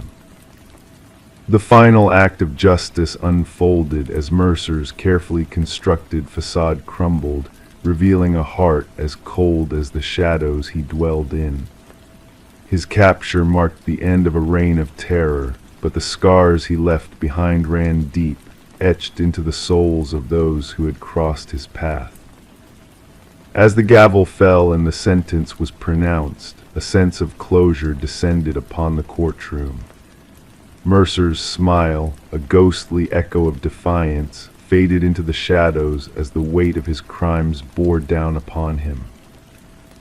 In the aftermath, as the world sought to heal from the wounds inflicted by a monster in human guise, Detective Shaw kept a memento, a fragment of the closet door, a silent witness to the horrors that lay hidden behind closed doors. In its silent vigil, it whispered a solemn reminder that even in the darkest of places, there lingers a glimmer of hope, a beacon of light to guide the lost souls back to the sunlit shores of redemption. Story 13. The motel stood there, a relic of the past, a place where transient souls sought refuge for a fleeting night. The receptionist handed her the key with a cryptic glance. "Just avoid that last door on your left," his words barely audible. Her curiosity sparked, a flicker in the darkness of the night. As she traversed the shadowy corridor, she halted before the ominous door. The handle chilled her fingertips, sending a shiver down her spine. To the naked eye, the door appeared no different from its companions, until she leaned in, pressing her ear against its weathered surface. From within, a faint, haunting breath whispered. Detective Morgan Reed awoke with a start, entering the room marked by yellow tape, a boundary between the ordinary world and the macabre scene that lay inside. The air carried a metallic tang, a familiar scent that signaled tragedy. Blood had seeped into the carpet, painting dark patterns upon the floor. Amidst the chaos, a young woman lay motionless, her golden locks splayed like a halo, her vacant gaze fixed upon the ceiling, frozen in eternal surprise or fear. Reed knelt beside the lifeless form, mindful not to disturb the evidence that spoke of the violence that had unfolded. The forensic expert spoke clinically. "Third one this season, same modus operandi." Reed nodded solemnly. The victim was adorned in finery, a stark contrast to the dreary motel setting. A designer purse lay open, untouched, a silent witness to a crime driven by motives beyond mere theft. The motel manager lingered, an air of dread enveloping him. "She arrived alone, paid in cash. I never imagined." His voice faltered, grief etched upon his features. The maid discovered her fate during routine cleaning. Reed surveyed the room, noting the absence of forced entry, the lack of defensive wounds. The victim had either welcomed her assailant willingly or recognized them from a past encounter. Back at the precinct, Reed pieced together the puzzle on the board, connecting the dots of 3 similar tragedies in nondescript motels. Speculations ran rampant, whispers of a predator haunting the shadows of the community. "The autopsy report is in," Detective Hayes announced, dropping a file on Reed's desk. "Death by manual strangulation, no DNA evidence, no signs of sexual assault." Reed's brow furrowed. This was not the work of a random predator. This was personal, intimate. Days melded into nights as the investigation deepened. Surveillance footage yielded no breakthroughs. The victim, identified as Elaine Werner, defied the profile of a reckless individual. Her friends painted a picture of a meticulous planner, a woman unlikely to choose such a place willingly. A breakthrough emerged during Reed's conversation with Werner's sister. Trembling hands clutched a coffee cup as revelations spilled forth. She mentioned a man from work, secretive, complicated. "I think he was married." Reed leaned in. "Did she mention a name?" "Just C, that's all." The focus shifted to Werner's workplace, where colleagues described her as reserved, dedicated. A hidden business card led Reed to Charles Emerson, a high-ranking executive. Emerson exuded charm and innocence, but a flicker in his gaze betrayed a deeper truth. Forensic evidence tied Emerson to the crime, his composed facade crumbling under scrutiny. Confessions of an affair turned sinister, threats of exposure leading to a deadly outcome. The room next to the last door on the left held chilling secrets. Hidden cameras capturing intimate moments turned fatal. In the courtroom, families sought closure as justice unfolded before their eyes. Emerson's stoic demeanor betrayed no remorse, his mask of indifference unyielding. Life without parole was his sentence, a fitting end for a man devoid of empathy. As Reed locked eyes with Emerson one last time, she saw not a man, but a void where compassion should have resided. The door on the left case captured the public's fascination, a glimpse into the darkness that lurked behind closed doors. The keys, silent witnesses to unspeakable horrors, now lay dormant in the evidence locker. Reed, haunted by the echoes of past tragedies, found herself counting doors in hotel corridors, pondering the mysteries that lay beyond. Some doors once opened can never be closed again, their secrets forever etched in the annals of darkness. Story 14. She always avoided venturing into the attic, but when a fierce storm caused a leak in the roof, she had no other option. The attic was a realm of forgotten treasures, cloaked in dust and veiled by cobwebs. Nestled in the shadows of the farthest corner was an ancient dollhouse, exquisitely crafted with eerie precision, its miniature furnishings meticulously arranged. Yet as she peered into its tiny rooms, a sense of unease gripped her. The figures within were not mere dolls, but miniature replicas, delicately carved by hand resemblances of her own kin. Each figurine was meticulously placed to mirror the exact positions of her family members downstairs, with one notable exception. The figure meant to represent her stood by the attic door. Her name was Rebecca Morgan, and as she traced her finger along the roof of the dollhouse, she felt the indentation where the tiny wooden figure stood. A shiver ran down her spine, distinct from the icy draft that whispered through the attic rafters. This dollhouse had no place in her life. This wasn't her childhood abode, but a temporary dwelling her family had recently inhabited. The discovery prompted Rebecca to make a frantic call to the authorities. Law enforcement officers soon arrived at the suburban residence to find a family in a state of distress, huddled in the living room, their reluctance to return upstairs palpable. Detective Sarah Harmon, the lead investigator, initially dismissed their fears as a prank or a product of adjusting to a new environment. However, it was the intricate detail of the dollhouse that caught her attention. Each miniature figure captured a distinct feature of the family members: the father's receding hairline, the teenage son's hoodie, even the small birthmark on the mother's hand. The investigation took a chilling turn when forensic teams uncovered fingerprints on the dollhouse that did not match any of the family members. Even more unsettling were the microscopic cameras concealed in the eyes of each figurine, all linked to a sophisticated recording system hidden beneath the dollhouse. Analysis of the Morgan family's movements revealed a disquieting pattern. The positions of the figures in the dollhouse mirrored not only the family's current evening, but also exact moments from different days, indicating a prolonged period of surveillance. We quickly realized this was not a mere case of stalking, Detective Harmon later reflected. The level of obsession displayed by the perpetrator surpassed anything documented in criminal psychology. The investigation led to the discovery of a concealed basement entrance behind a false pantry wall. Inside, evidence suggested that someone had been living there prior to the Morgan family's arrival. Food wrappers, water bottles, and a sleeping bag indicated a clandestine residency beneath the family's feet for weeks.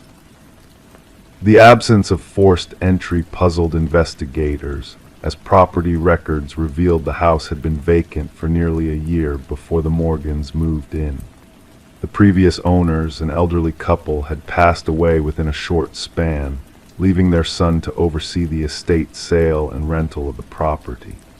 Interviews with neighbors yielded scant information, except for one elderly woman who sporadically observed lights in the house during its vacancy. A breakthrough emerged through digital forensics, tracing the surveillance data to an external server with an IP address leading to a small apartment across town. Inside, the walls were adorned with photographs of the Morgan family and previous occupants, alongside journal entries detailing their daily routines with unsettling precision. The most harrowing revelation was a workshop brimming with partially constructed dollhouses, each representing a different residence in the vicinity. The apartment belonged to Martin Wells, the son of the deceased homeowners, whose financial struggles post-parental demise led him to maintain a covert existence in the house, all while collecting rent from unsuspecting tenants. The dollhouse served as his command center, elucidated the forensic psychologist assigned to the case. Each miniature figure symbolized a subject of his surveillance. Rebecca's figurine by the attic door wasn't a threat, it signified his acknowledgement of her discovery. During interrogation, Wells remained eerily composed as he outlined his rationale. They were living in my home, occupying my parents' space. I needed to ensure they respected it. His explanation for the positioned figurines was simple. I wanted them to know I was always watching. Psychological evaluations unveiled a convoluted narrative of possessive delusion. Wells, incapable of coping with the loss of his childhood residence, concocted an intricate system to exert control over it. The dollhouse became his medium for possessing both the property and its inhabitants. The Morgan family never set foot in that house again. Rebecca recounted that the most haunting moment was not the discovery of the dollhouse, but the realization it embodied. We were under surveillance, our lives scrutinized, manipulated like puppets. The true terror wasn't the dollhouse, it was knowing that to him, we were mere playthings. Wells faced numerous charges, including stalking, invasion of privacy, illegal surveillance, and breaking and entering. The case prompted a reevaluation of real estate disclosure laws concerning property deaths and agents' obligations to ensure proper vacating procedures. During sentencing, the judge acknowledged the egregious violation the Morgan family endured. You didn't just intrude into their home, you shattered their sanctuary and autonomy. You observed their intimate moments and replicated them for your gratification. What unsettles criminologists the most is how long Wells could have operated unnoticed had Rebecca not unearthed the dollhouse. Analysis of his journals hinted at a prolonged pattern of clandestine residency in various homes, constructing dollhouses for each family under his watch. The Morgan family eventually relocated far from that tainted abode, yet Rebecca confessed in her victim impact statement that she still checks closets and crawl spaces habitually. She purged their new residence of all dollhouses and miniatures. Some days the sensation of being watched lingers, she confessed. I wonder if, somewhere out there, a miniature version of me is still being manipulated in a dollhouse I have yet to uncover. Story 15. The quaint coffee shop had become a sanctuary for him, a sanctuary of routine and solitude. For years, he would occupy the same table, order the same black coffee, and envelop himself in the comforting cloak of silence. The barista recognized his face, but his name remained a mystery to all who frequented the cozy establishment. Then, one fateful day, he failed to make his usual appearance. Concerned, the police ventured to his customary seat and stumbled upon a peculiar discovery: a wallet left behind. Within the wallet lay a driver's license bearing a photo, yet devoid of any identifying information. No name, no address, just an unsettling blank space where his identity should have resided. Detective Sarah Mercer found herself immersed in the enigma as she meticulously scrutinized the security footage. The mysterious man, now labeled as John Doe in the investigative records, appeared unremarkable on the screen. Average in height, nondescript in features, clad in a navy coat and toting a weathered leather messenger bag. His unassuming presence made his inexplicable disappearance all the more perplexing. "Play it again," Mercer instructed the tech specialist, her voice barely above a whisper. The footage replayed the sequence of events, John entering the bustling coffee shop during the morning rush, ordering his customary black coffee, and settling at the secluded corner table adorned with a lush plant. He engaged in the familiar ritual of writing in his notebook, occasionally pausing to gaze out the window while sipping his coffee. Then the pivotal moment unfolded. He left his wallet on the table, rose from his seat, and made his way towards the restroom corridor. Yet he never returned. He never emerged through any exit. He simply vanished into thin air. "And check the bathroom footage," Mercer urged. "That's the strange part," the specialist responded. "There's no record of him entering any restroom. We've scrutinized every angle, but it's as though he evaporated into the ether." Returning to the precinct, Mercer meticulously laid out the contents of the abandoned wallet on her desk. The driver's license photo bore a striking resemblance to their enigmatic subject, yet the personal details were conspicuously absent, replaced by vacant spaces. The credit cards bore no names, only strings of numbers unlinked to any known accounts. Neatly stacked cash, a receipt from the coffee shop dated 3 days prior, and a solitary business card void of any information except for a faintly printed phone number. Upon dialing the number, Mercer was met with silence on the other end, accompanied by the rustling of papers, a whisper of secrets drifting through the void. The barista, a witness to John Doe's silent presence over the years, could provide little insight. He seldom spoke, but his demeanor was always polite. There might have been a trace of an accent, but his voice was so hushed it eluded detection. "Did he ever engage in conversations or meet anyone here?" Mercer inquired.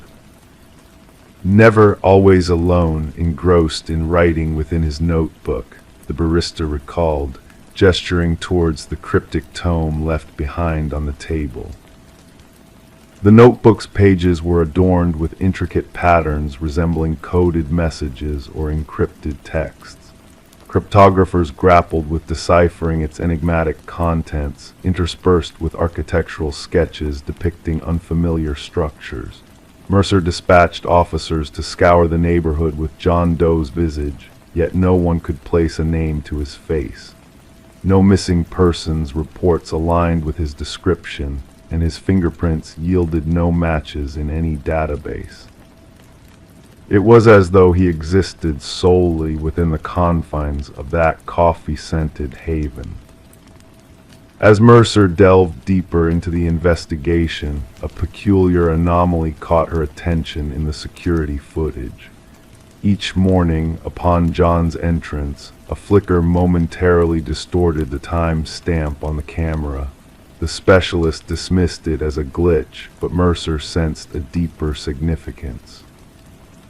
Returning to the coffee shop, she positioned herself at his table, her gaze drawn to the antique mirror suspended between the entrance and the restroom hallway, a mirror adorned with cryptic symbols akin to those etched within John's notebook. Interrogating the shop owner about the mirror, Mercer unraveled a fragment of the enigma. "It's been here longer than my tenure, an unwavering fixture within these walls, heavy as sin, requiring two to shift its weight. Has it ever been relocated for maintenance or renovations?" Mercer probed further. "Never in my time. Why the interest?" the owner inquired. Approaching the mirror, Mercer observed her reflection, noting a subtle distortion that lent her mirrored image an uncanny depth. Tentatively reaching out, she anticipated the chill of glass, but encountered an unexpected warmth emanating from its surface.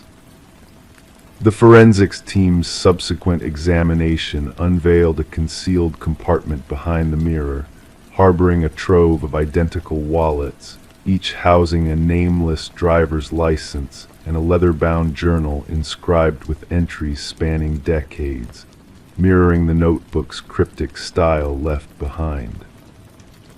The final entry bore a chilling proclamation: "The experiment must cease. They draw near. The window dwindles." Fingerprint analyses unveiled a peculiar revelation. All imprints within the hidden alcove matched those of John Doe. Carbon dating of the earliest wallet hinted at its antiquity, yet the unchanging countenance in the accompanying photo defied the passage of time. Entries within the journal alluded to experiments in temporal displacement and identity transference, interspersed with cryptic references to crossing back and window points. One passage resonated with Mercer: "The coffee shop stands as a nexus, a juncture where realities converge. The mirror serves as the gateway. When alignment is achieved, transit becomes plausible." As the inquiry progressed, peculiar occurrences unfurled within the coffee shop's vicinity. Patrons reported witnessing their reflections moving autonomously within the window panes, some claiming sightings of John Doe seated at his customary table, despite the absence captured by security cameras. The breakthrough materialized when an elderly woman, Margaret Keller, a former physicist with a clandestine background in government projects, contacted the precinct, shedding light on John Doe's obscured identity. "He was Daniel Weston," Keller elucidated, "a brilliant theoretical physicist who vanished during an experimental venture involving quantum mirror surfaces speculated to facilitate matter's traversal between parallel realities." Documentation unveiled Weston's presumed demise following a laboratory mishap, aligning with the earliest entry within the journal concealed behind the mirror. Keller expounded on Weston's convictions regarding multiple coexisting realities and theorized locations acting as conduits between these realms, thresholds permitting potential crossings. Armed with this revelation, Mercer revisited the coffee shop, unearthing a startling revelation: the edifice stood upon the grounds of the former research facility where Weston conducted his enigmatic studies. The shop had been erected atop the laboratory where he mysteriously vanished. The investigation reached its zenith when Mercer, poring over surveillance footage in the solitary hours of the night, discerned a hidden facet unnoticed in prior viewings.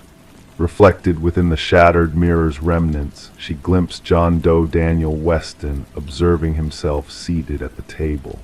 Two iterations of the same individual coexisting in a singular frame. Rushing to the coffee shop, Mercer discovered the mirror shattered, fragments strewn across the floor. Amidst the shards, a final note inscribed in the familiar hand conveyed: "The experiment concludes. The aperture seals shut. Do not pursue." The enigma of the Phantom Man endured as an unresolved enigma. The coffee shop shuttered its doors post-inquiry, the structure succumbing to eventual demolition.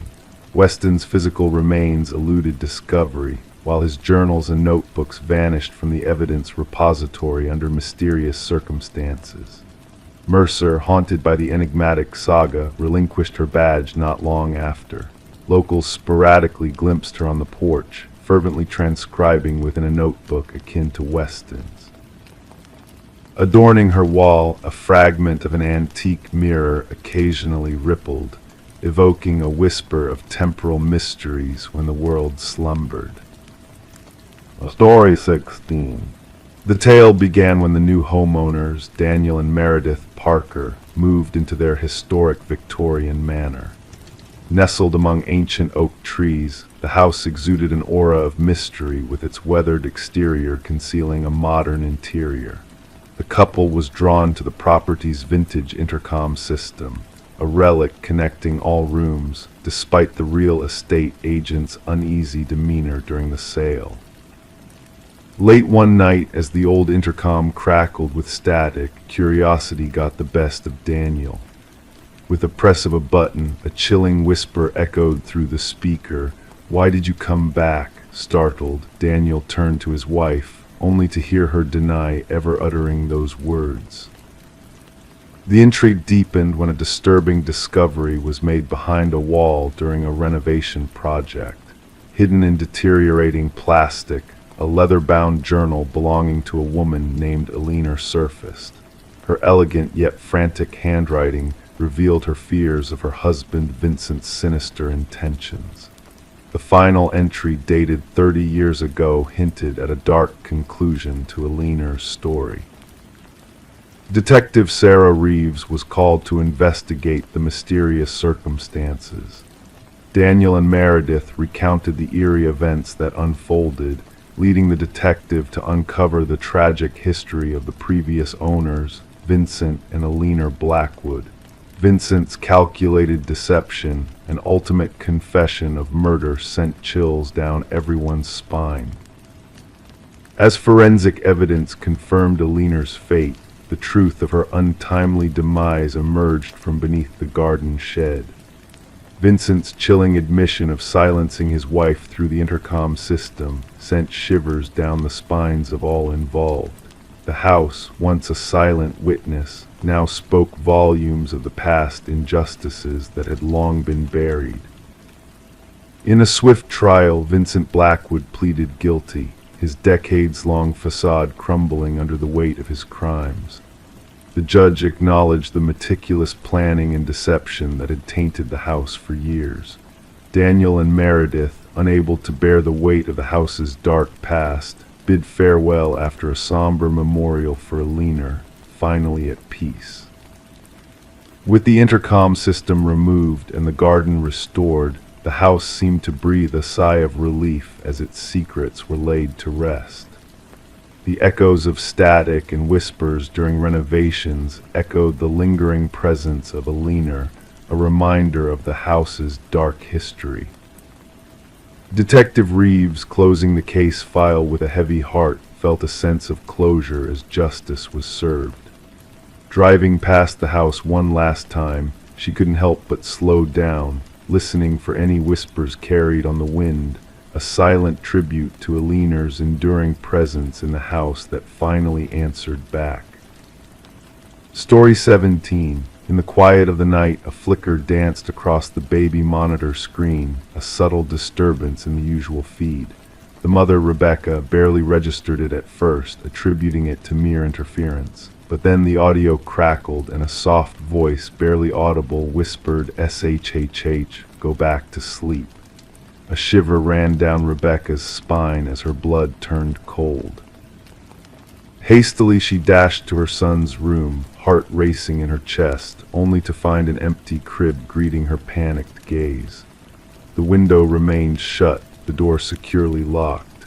The only anomaly in the room was a stuffed rabbit lying on the floor, its unyielding black eyes fixed on her in silent accusation. Rebecca's scream pierced the night, raw with terror and despair, echoing through the walls until her throat burned with the effort. The neighbors, disturbed by her cries, swiftly summoned emergency aid. When the authorities arrived, they discovered Rebecca huddled on the nursery floor, clutching the stuffed rabbit, her eyes wide with disbelief and fear. Her precious 4-month-old Samuel had vanished without a trace, leaving behind a void that threatened to consume her. The initial investigations yielded little solace. There were no signs of forced entry. The security system remained intact and activated throughout the night, and the recorded footage from the baby monitor showed only the eerie voice and static that had shattered Rebecca's fragile peace. How could an intruder infiltrate a locked home, snatch an innocent child, and vanish into the night without a trace, save for a haunting message and a displaced toy? Whispers began to circulate within the community. casting shadows of doubt and suspicion upon Rebecca. Her husband, Daniel, had been absent on business during the fateful night, their strained marriage strained further by the weight of Samuel's disappearance. Rebecca's own struggles with postpartum depression painted her as an easy target for scrutiny. The detective's keen eye noted her unnervingly composed demeanor, a stark contrast to the turmoil brewing beneath the surface of a mother robbed of her child. Then a glimmer of hope emerged amidst the darkness. Forensic analysis uncovered microscopic fibers on the nursery windowsill, foreign to the household fabric, hinting at a sophisticated intruder skilled in the arts of stealth and infiltration. The focus shifted to the possibility of an external breach, supported by security footage capturing a mysterious figure lurking in the shadows of the night. A single footprint in the garden soil, imprinted by a specialized boot, hinted at a calculated trespasser with a hidden agenda. Daniel's return from his trip only deepened the mystery. The investigator's gaze fell upon his hands, marred by unusual calluses, a telltale sign of a newfound interest in rock climbing, an interest he conveniently failed to mention until prodded. Financial records painted a troubling picture, revealing a substantial life insurance policy taken out on Samuel, coupled with clandestine calls to an unknown number that ceased before the abduction. The case took a sinister turn when the truth unraveled like a sinister tapestry. Digital forensics unveiled a hacking of the baby monitor, a violation of privacy that led the investigators to a dark basement where Samuel was discovered under the care of a woman named Elaine. Her vacant eyes bore witness to a shattered past, intertwined with Daniel's in ways that defied comprehension. Elaine's connection to Daniel, his first wife scarred by loss, painted a macabre portrait of betrayal and deceit.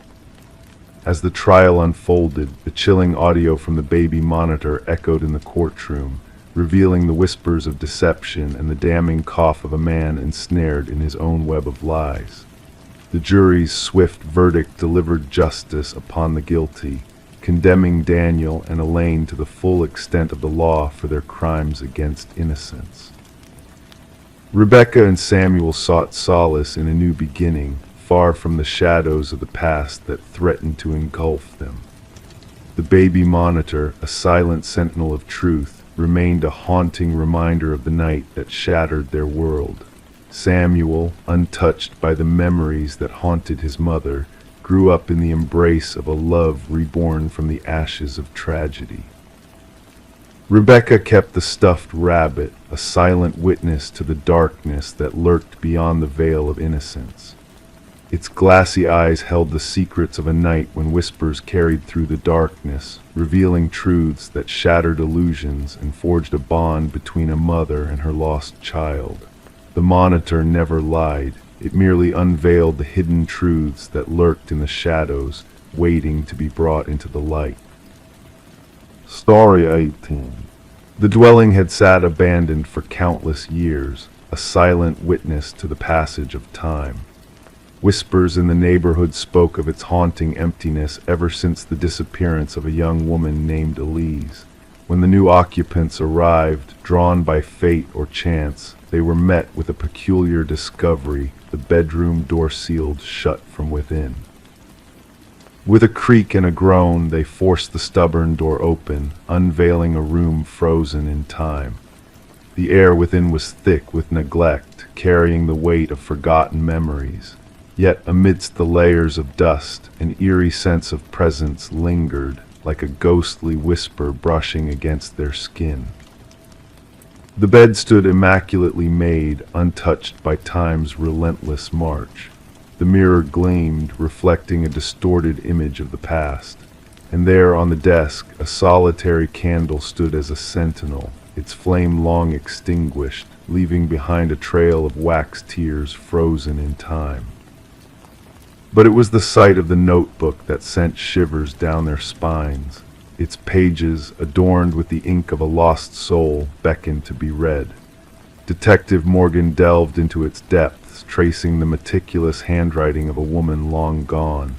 Elise Winters, a name etched in mystery and sorrow, had poured her soul onto those pages, each word a testament to her vanishing. The final entry, written on that fateful night, bore a chilling confession of unseen eyes watching, of a lurking danger that Elise sensed but could not evade. The words spoke of a truth buried deep, a truth that begged to be unearthed from the shadows of the past. As the room whispered its secrets, the detective and forensic experts combed through the remnants of a life interrupted. Elise, a paralegal entangled in a web of deceit, had stumbled upon a truth too dangerous to ignore, a truth that led to her abrupt disappearance. The pieces of the puzzle slowly fell into place, revealing a sinister conspiracy woven into the fabric of a prestigious law firm. Numbers manipulated, lives endangered, and justice forsaken in the pursuit of power and profit. Hidden within the confines of the room, a key unveiled a trove of damning evidence, a trail of deceit that led to the doorstep of those who thought themselves untouchable. The truth, once concealed, now stood exposed, waiting to be judged by the unforgiving eyes of justice. Through twists and turns, the shadows of the past were brought to light. Vincent Harriman, a man of influence and malice, stood accused of a crime that transcended mere murder. His web of lies, meticulously constructed, crumbled in the face of truth's relentless gaze. The courtroom, a stage for justice long denied, bore witness to the reckoning of a man who thought himself beyond reproach.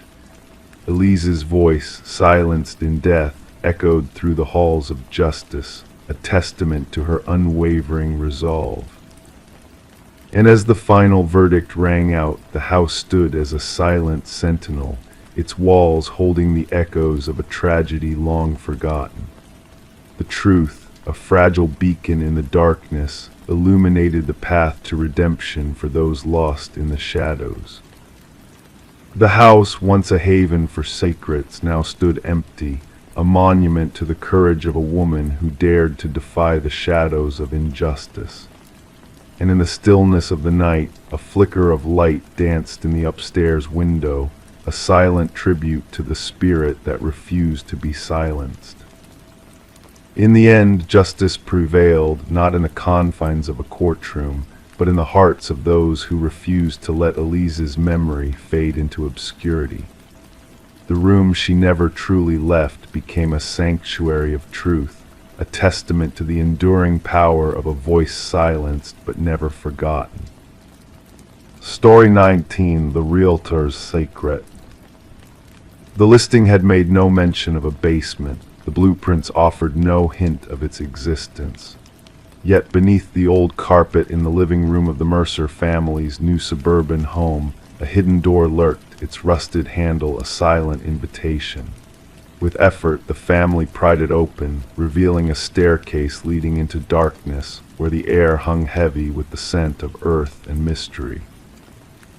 Expecting a storage space, the Mercers were met with a singular chair beneath a swaying light bulb, casting eerie shadows on the wall, adorned with a series of photographs of them, taken within the confines of their own home. The house, a two-story relic with its faded siding and creaking floors, had drawn the Mercers in with promises of character and history. Little did they know the depths of history that lay hidden within its walls, waiting to intersect violently with their present. Detective Sarah Connors arrived at the property with her partner, the crime scene already cordoned off with fluttering yellow tape.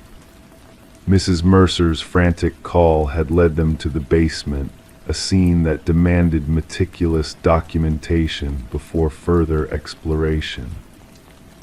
The basement, no larger than a standard bedroom, held the eerie chair at its center, bathed in the harsh glow of the lone bulb above. but it was the rows of photographs, each depicting the Mercer family in their most private moments, that sent shivers down their spines. Investigations revealed a chilling lack of forced entry or theft. Privacy had been the only casualty, as the Mercers and previous families had unknowingly been under surveillance for years within their own home.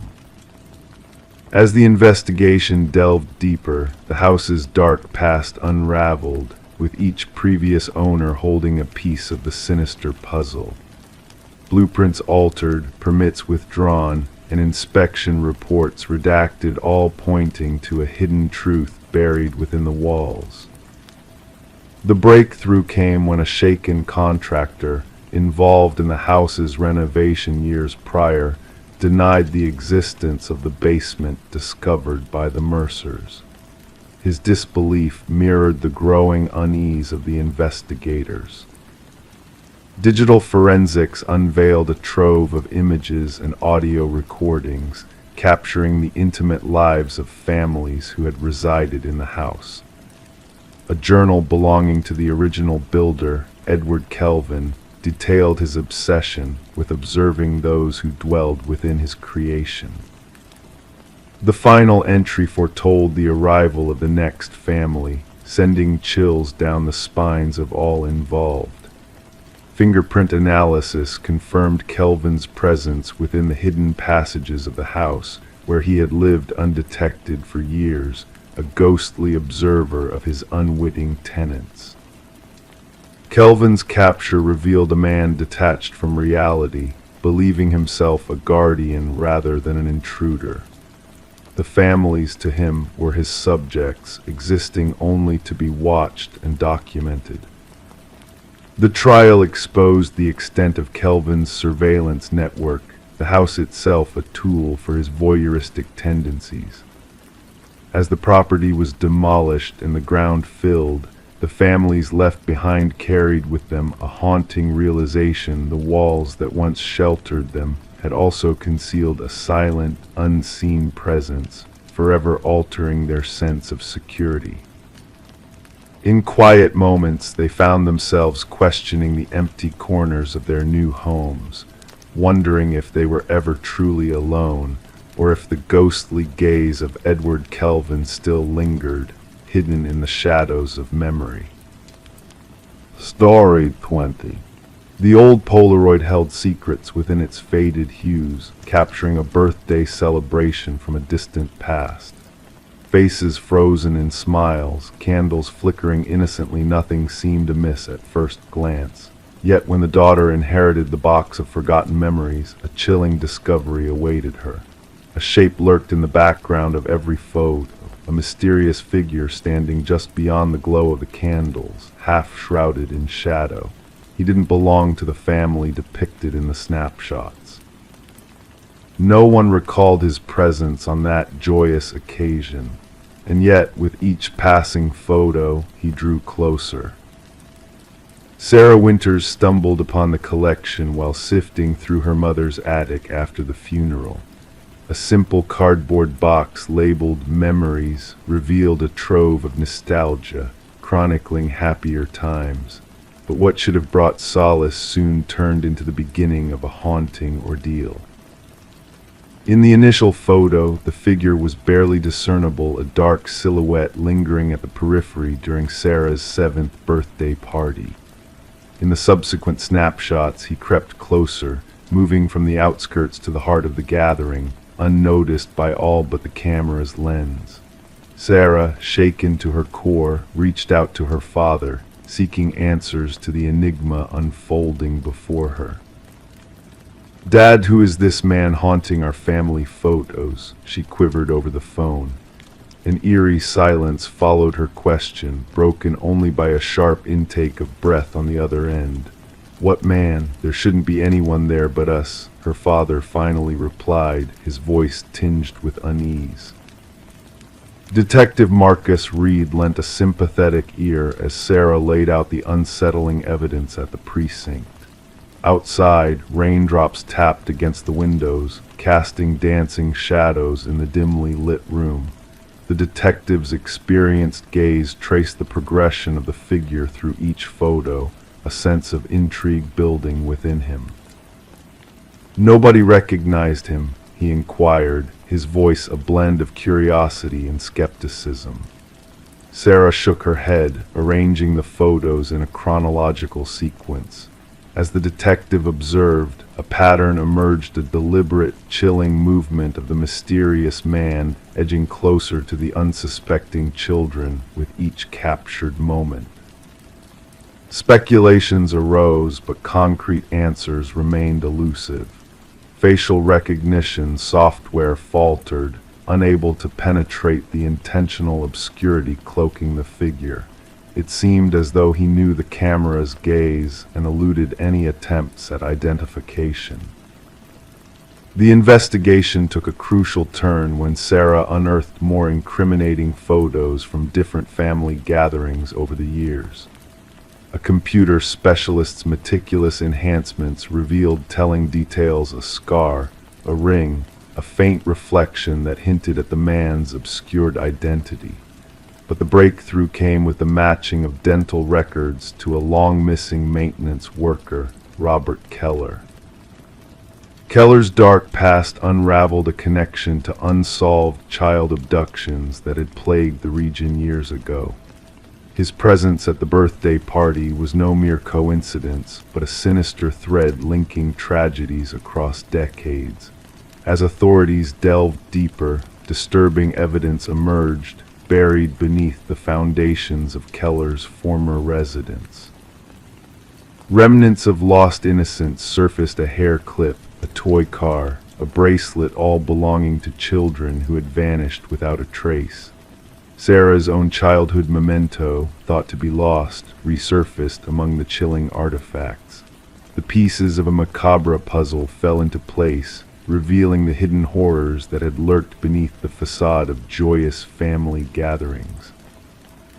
Alone in her apartment, surrounded by the damning photos, Sarah grappled with the weight of the revelations. The detective's somber call confirmed a grim discovery: a missing child's remains identified near one of the vacation properties tied to Keller. The truth had come to light, but it brought closure tainted by sorrow. The final birthday photo held a haunting resonance. Amidst the warmth of the candlelit celebration, the figure lingered behind Sarah's younger self, a specter of malevolence unseen by those captured in the frame.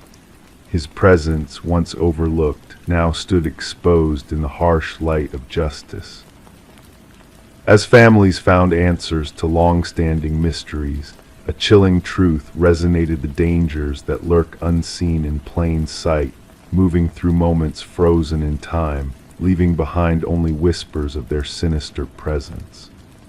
The shadow in the family photos had emerged from the darkness, his legacy of terror finally unmasked, a phantom no longer hidden but laid bare in the harsh light of truth. Story 21. In the quiet stillness of the morning, a mysterious package landed on Sarah Miller's doorstep like a whisper in the wind. No return label, no tracking number, just a simple cardboard box adorned with a faint dewy sheen. It wasn't intended for her. The name on it was unfamiliar, a certain Daniel Whitaker. Logic told her to ignore it, to let it fade into the background of her daily routine. But curiosity, that persistent temptress, tugged at her thoughts until she couldn't resist. With delicate fingers, she peeled back the tape sealing the box, half expecting mundane contents within. Instead, nestled inside was a relic from a bygone era of VHS tape, accompanied by a solitary sticky note bearing a cryptic command: "Watch alone." The weight of the tape felt heavier than mere plastic in Sarah's hands, as if carrying the weight of secrets untold. Her gaze lingered on the worn edges, fingers tracing the imperfections ingrained in the casing. The handwritten note, bearing the indents of urgency, beckoned her into a realm of mystery. The world outside her doorstep carried on in its usual rhythm: the distant bark of a dog, the laughter of children, the drone of a lawnmower, but within her kitchen, a sense of unease settled. The name Daniel Whitaker held no significance in Sarah's world. Having resided in her home for years, she had never encountered such a name in her mailbox. The tape, however, whispered of intrigue, a tale waiting to be unraveled. Against the rational voice in her mind, Sarah succumbed to the allure and slid the tape into her long-forgotten VCR. Static danced on the screen before morphing into a dimly lit room, shadows playing in the corners. A man, Daniel Whitaker himself, sat before her, his weary countenance illuminated by a solitary lamp. His voice, tinged with both urgency and defiance, filled the room as he spoke of innocence tainted by circumstance, of a life upended by a crime he did not commit. As the tape unfolded its tale of deception and betrayal, Detective Eliza Ramirez found herself drawn into a web of lies and half-truths. The case of Catherine Walsh's murder, once seemingly straightforward, now bore the weight of dark revelations and hidden agendas. The appearance of multiple tapes, each carrying Whitaker's desperate plea, hinted at a conspiracy lurking beneath the surface. Whispers of a pharmaceutical giant, PharmaCorp, and a whistleblower silence, too, soon added layers of complexity to the investigation. The truth, elusive and slippery, seemed to shimmer just beyond reach, obscured by a veil of deceit. Sarah Miller's world shifted when a second package arrived, laden with incriminating documents that unveiled the sinister truth behind Catherine Walsh's demise. As Ramirez delved deeper into the shadows cast by powerful entities, the pieces of the puzzle began to align, leading to a startling revelation. In a storage unit hidden from prying eyes, the key to unlocking the mystery lay dormant, a journal detailing the machinations of those who sought to manipulate justice for their gain. With unwavering determination, justice prevailed not through grand gestures, but through the quiet resolve of those who refused to turn a blind eye. As Daniel Whitaker emerged from the shadows, a changed man marked by the crucible of his ordeal, Sarah Miller stood by his side, a silent witness to the fragile dance between truth and deception. In a moment of quiet reflection, they pondered the delicate balance that separated innocence from guilt, justice from manipulation. The VHS tapes, once harbingers of turmoil, now stood as relics of a journey through shadows and light, a reminder that sometimes the path to truth begins with a curious glance at an unexpected package bearing a name not meant for you. Story 22. The river flowed gently that morning, its surface smooth as glass, serene and undisturbed. The fisherman, lost in his own thoughts, almost missed the sight of a suitcase bobbing near the shore. At first glance, it seemed like a forgotten pile of old clothes, but as he drew closer, a pungent odor filled the air, thick, clinging, impossible to ignore. The case was wrapped in chains, its metal edges corroded by time and exposure. When authorities pried it open, they were met not by garments, but by a tangle of hair. Fingers curled in a frozen grip, and at the very bottom, a chilling note, "This isn't the first." Detective Sarah Mercer arrived at the scene, a delicate handkerchief pressed to her nose as she surveyed the grim discovery. The victim, a woman in her mid-30s with dark locks and now pallid skin marked by the water's touch.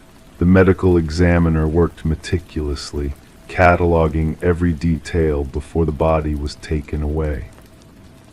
What struck Mercer most was not just the manner of disposal, but the eerie care taken in presenting the victim manicured nails, recently styled hair, dressed in expensive attire. She wasn't just discarded here, Mercer observed, her gaze fixed on the lapping waters against the muddy bank. She was arranged, showcased.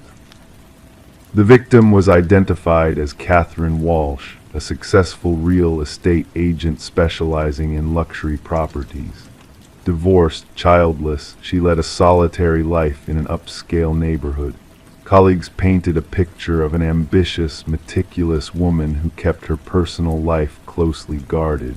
Her disappearance was reported by her assistant when she failed to show up for a crucial showing with affluent clients.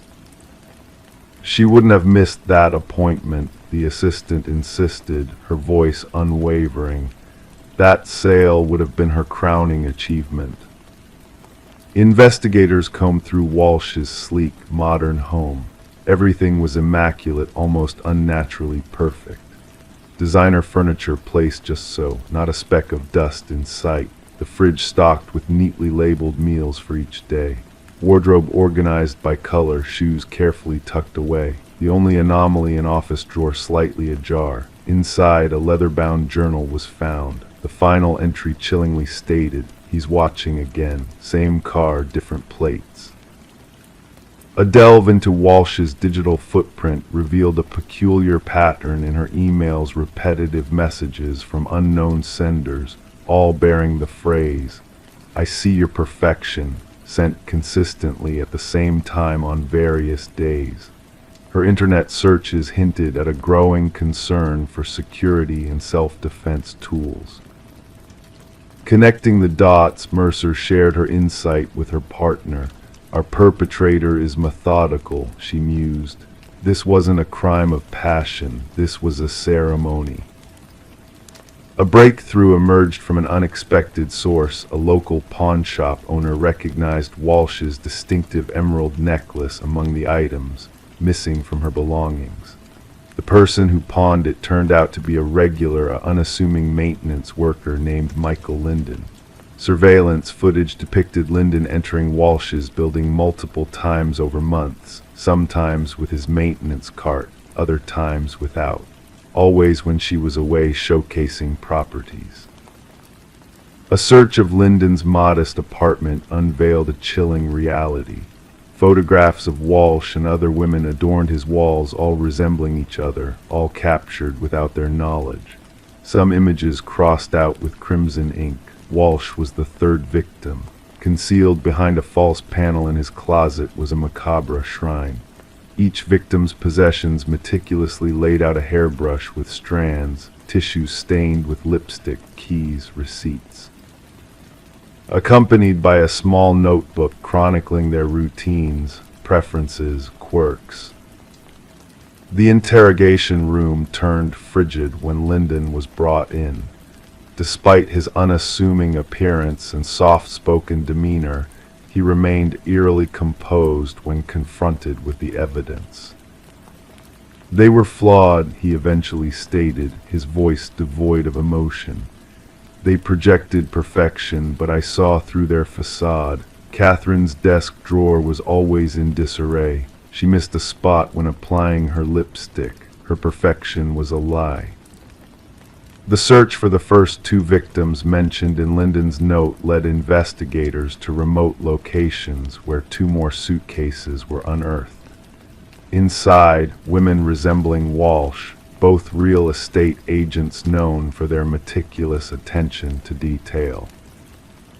During the trial, Linden sat motionless, his face a mask of indifference as prosecutors unveiled his elaborate rituals. For months, he had stalked each woman, infiltrating their lives, meticulously planning their final moments.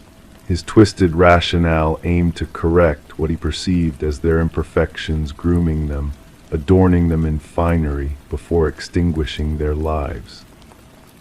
As the judge pronounced a sentence of life without parole, the victims' families watched in silence. For Detective Mercer, the case may have been officially closed, yet lingering questions persisted. What had triggered Linden's fixation on these specific women? What inner flaw was he attempting to erase through his gruesome acts? The river carried on its tranquil journey downstream, erasing all traces of the horror that had unfolded along its banks. But in the precinct on Mercer's desk lay copies of those haunting notebooks, a stark reminder that beneath the veneer of normalcy, shadows lurked. The most perilous predators often dwelt in plain sight, biding their time, seeking out the minute flaw that would expose their true nature. Story 23. She yearned to refresh the nursery before the little one's arrival.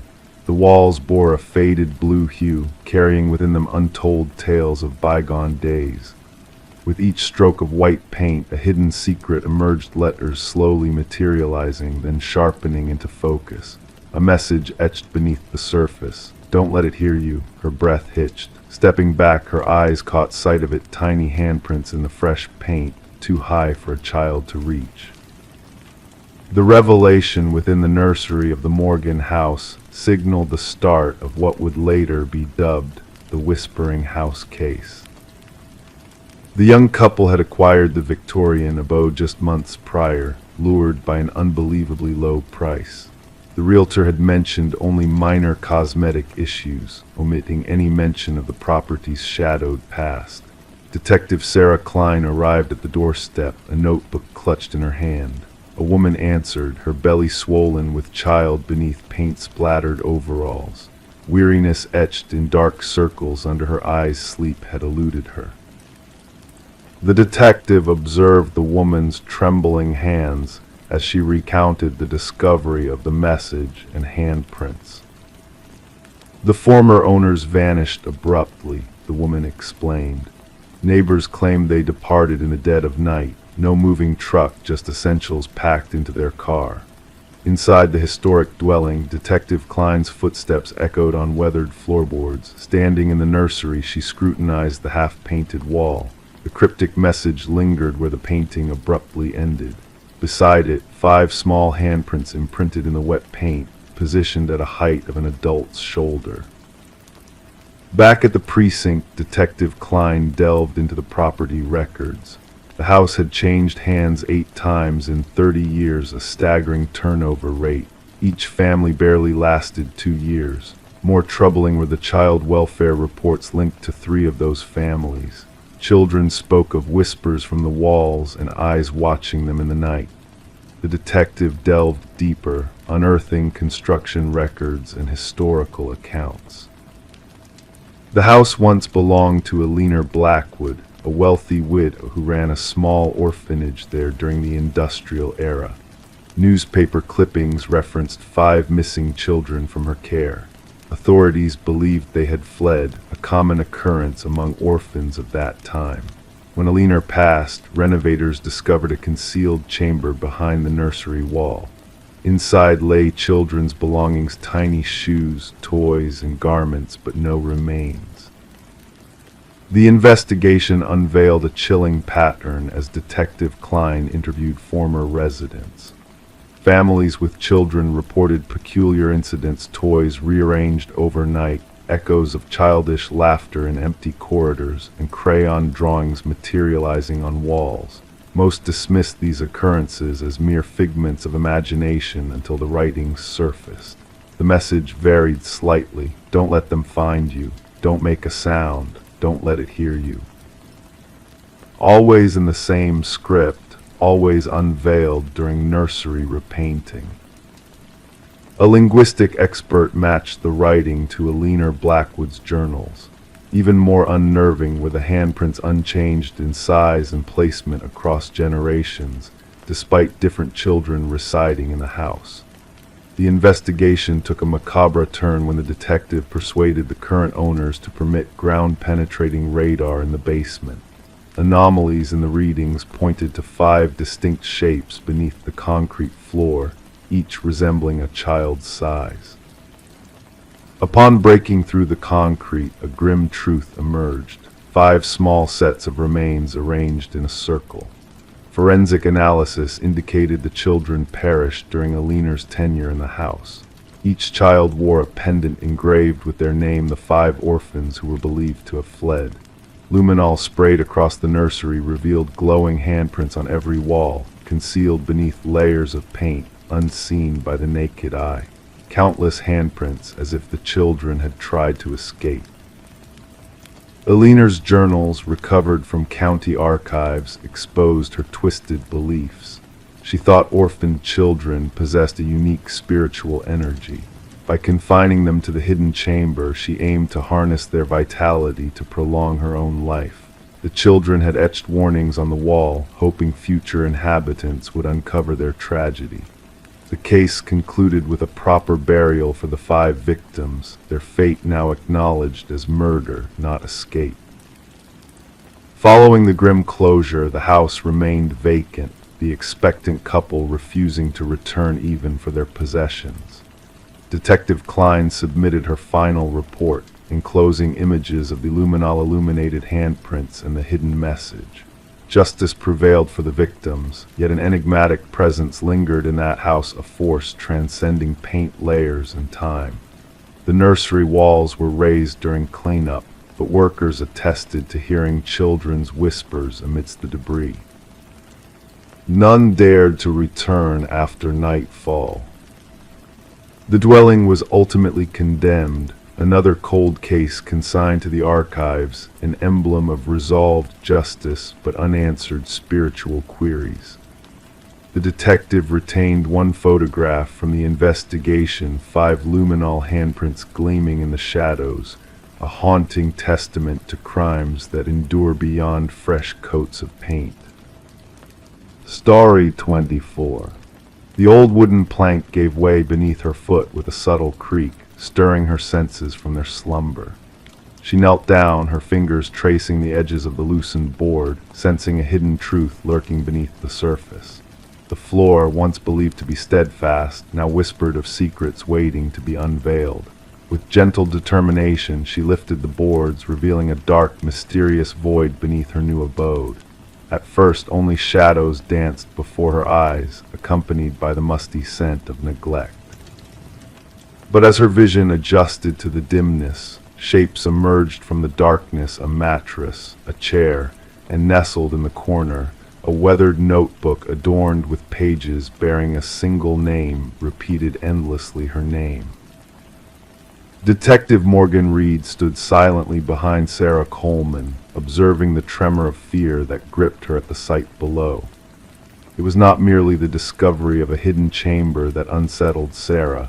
It was the violation of her sanctuary, the intrusion of a sinister presence into what should have been a fresh beginning. "Don't disturb anything," Detective Reed's voice was steady, a beacon of calm amidst the shadows. With a click, her flashlight pierced the darkness, illuminating a chilling tableau. The walls were adorned with photographed snapshots of Sarah in her most mundane moments, captured in a voyeuristic embrace. A shrine of obsession meticulously crafted beneath her unsuspecting feet. Sarah had acquired the quaint cottage from the estate of Walter Green, an enigmatic recluse who had departed from this world without leaving a trace of kin.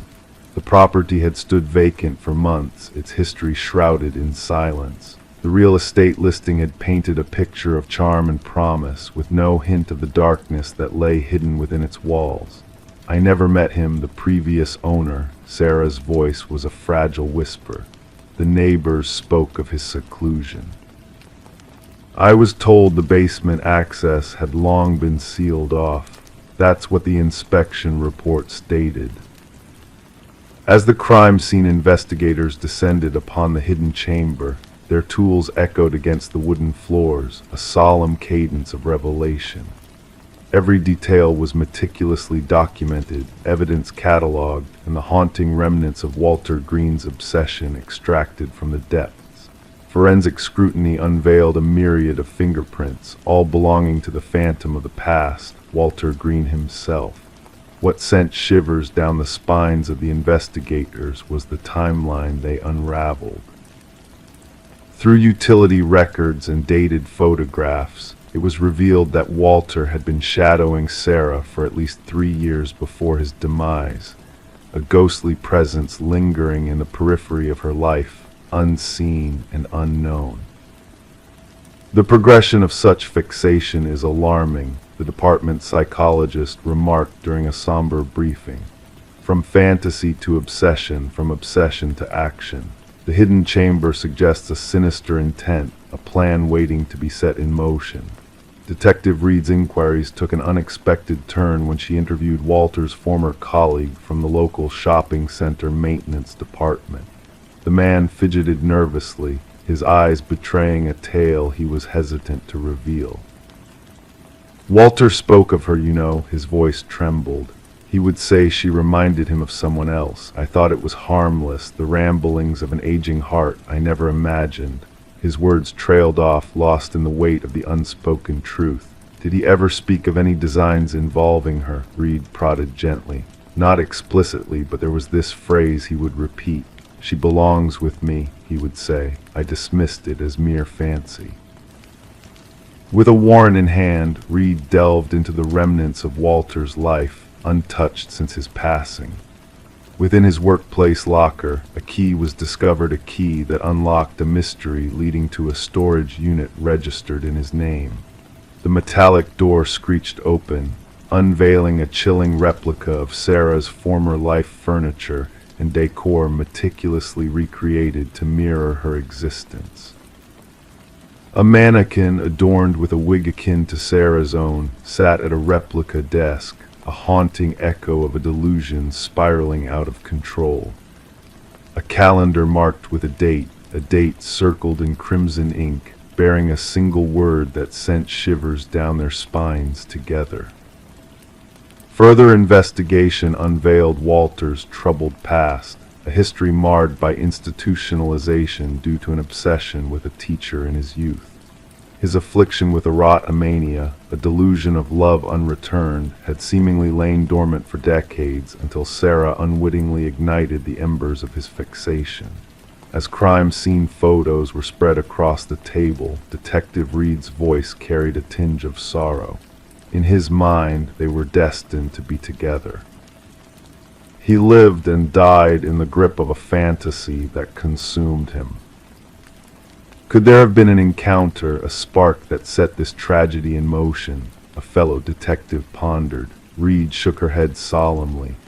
Sometimes these obsessions need only a whisper of possibility, a fragment of hope to take root. For him, it was enough.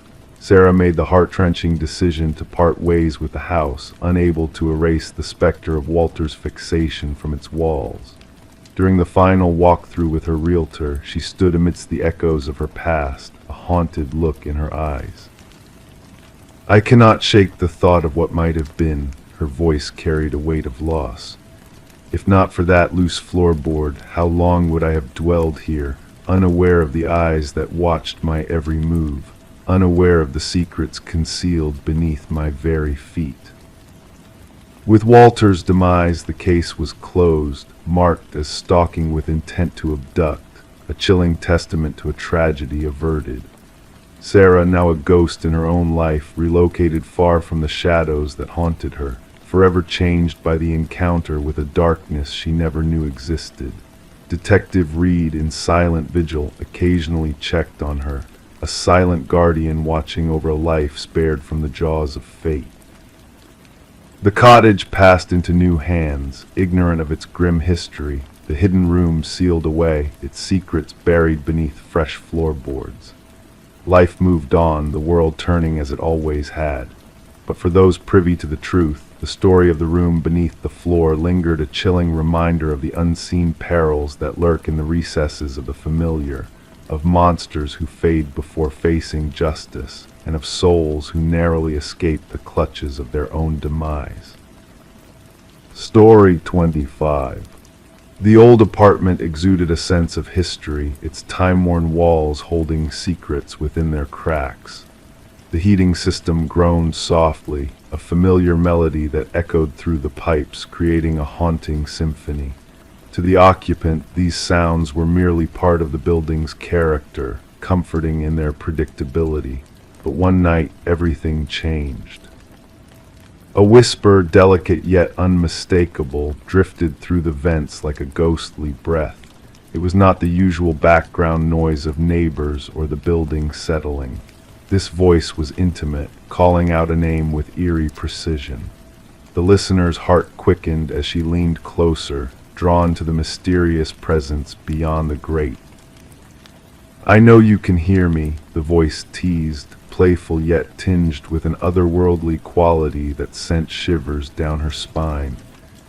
Detective Morgan Shaw entered the silent apartment, a chill settling in the air as she focused on the rusted vent cover, a portal to the unknown.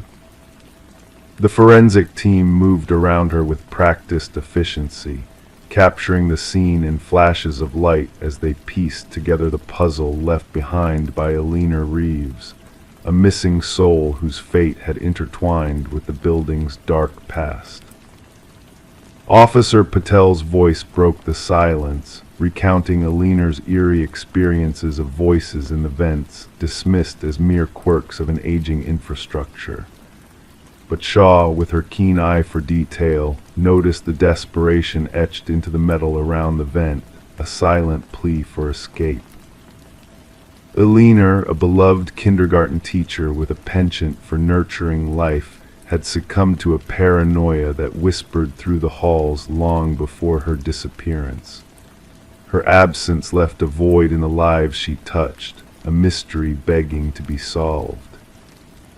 As Shaw delved deeper into Alina's world, she uncovered a tapestry of fear woven into the fabric of her existence. The meticulously arranged room, the chair positioned beneath the vent like a sentinel, bore witness to a silent vigil that had unfolded in the shadows. The evidence whispered of a connection forged in darkness, of a presence that lurked within the walls, unseen yet palpable. Fibers intertwined, fingerprints left behind, a trail of breadcrumbs leading to a truth more sinister than Shaw could have imagined. Alina's phone recordings unveiled a chilling dialogue between reality and the unknown, a dance of voices that spiraled into a crescendo of dread. The building itself seemed to hold its breath, waiting for the secrets buried within its foundations to be unearthed. The history of the apartment unraveled like a tapestry of nightmares, each thread revealing a tenant's descent into madness, a dance with whispers that led to a point of no return. Harold Weber, the enigmatic superintendent, stood at the center of it all, a silent observer with keys to every door. As Shaw peeled back the layers of deceit, a hidden passage emerged from the shadows, a conduit for a voyeuristic predator who had made the building his hunting ground. The walls whispered of his presence, of a twisted fascination that blurred the line between reality and nightmare. Weber's meticulously kept records painted a portrait of obsession, a digital shrine to his victims that echoed with the hollow laughter of a madman. The truth, once buried beneath layers of silence, now stood exposed in all its macabre glory. The trial was a somber affair, a reckoning with the darkness that had tainted the building's soul. Weber's facade of sanity crumbled as the jury rendered its verdict, sealing his fate within the walls that had borne witness to his atrocities. As he was led away, a smile played upon his lips, a final defiance against a world that had failed to silence the whispers in his mind. Shaw watched him disappear into the shadows, knowing that the echoes of his crimes would linger long after his presence had faded. The apartment building, now a hollow shell of its former self, stood as a testament to the horrors that had transpired within its walls. New owners came and went, unaware of the specters that whispered in the night, the chilling reminder of a past that refused to be forgotten. Story 26. In the attic of their newly acquired Victorian house, Sarah and Michael stumbled upon a hidden treasure, a porcelain doll with painted blue eyes that seemed to follow them. Ignoring the initial unease it brought, they dismissed it as just another forgotten relic of the past. However, that night a strange sensation crept over them as they drifted off to sleep. The air grew heavy, the silence oppressive. And when dawn broke, the doll had mysteriously vanished from the attic, reappearing at the foot of their bed. Sarah and Michael, a young couple enamored by the house's intricate details and enigmatic allure, unknowingly stepped into a narrative intertwined with the dwelling's history. Detective Rachel Winters entered the scene on a crisp autumn morning, greeted by a chilling tableau in the master bedroom. The female victim lay in an unnatural pose, eyes wide with fear, while the male victim seemed frozen in a futile attempt to flee. As Detective Winters meticulously combed through the eerie crime scene, she noted the deliberate arrangement of the bodies, reminiscent of dolls carefully posed in a macabre display. The investigation unfolded with unsettling accounts from neighbors, a shadow glimpsed in the upstairs window, phantom laughter echoing through the empty halls. Forensic analysis uncovered traces of antique doll materials scattered throughout the house, concentrated around the victims and the attic. A perplexing absence of any tangible evidence pointing to an intruder left the investigative team grasping at shadows. Delving into the property's dark past revealed a pattern of tragic deaths and inexplicable occurrences stretching back decades. A newspaper clipping hinted at a troubled doll maker who had once resided in the house, his final creation bearing an uncanny resemblance to the doll found by Sarah and Michael. As Detective Winters unearthed the connection between the victims and the attic renovations, a series of old photographs shed light on the sinister history woven into the walls. Images of the dollmaker's collection hinted at a malevolent presence lurking within the house, the dolls' shifting positions hinting at an otherworldly force at play. A revelation from a distant relative of the dollmaker unraveled the mystery further, weaving tales of occult rituals and bound spirits into the fabric of the case. With no tangible suspects or logical explanations, the investigation reached an impasse, leaving Detective Winters grappling with the inexplicable.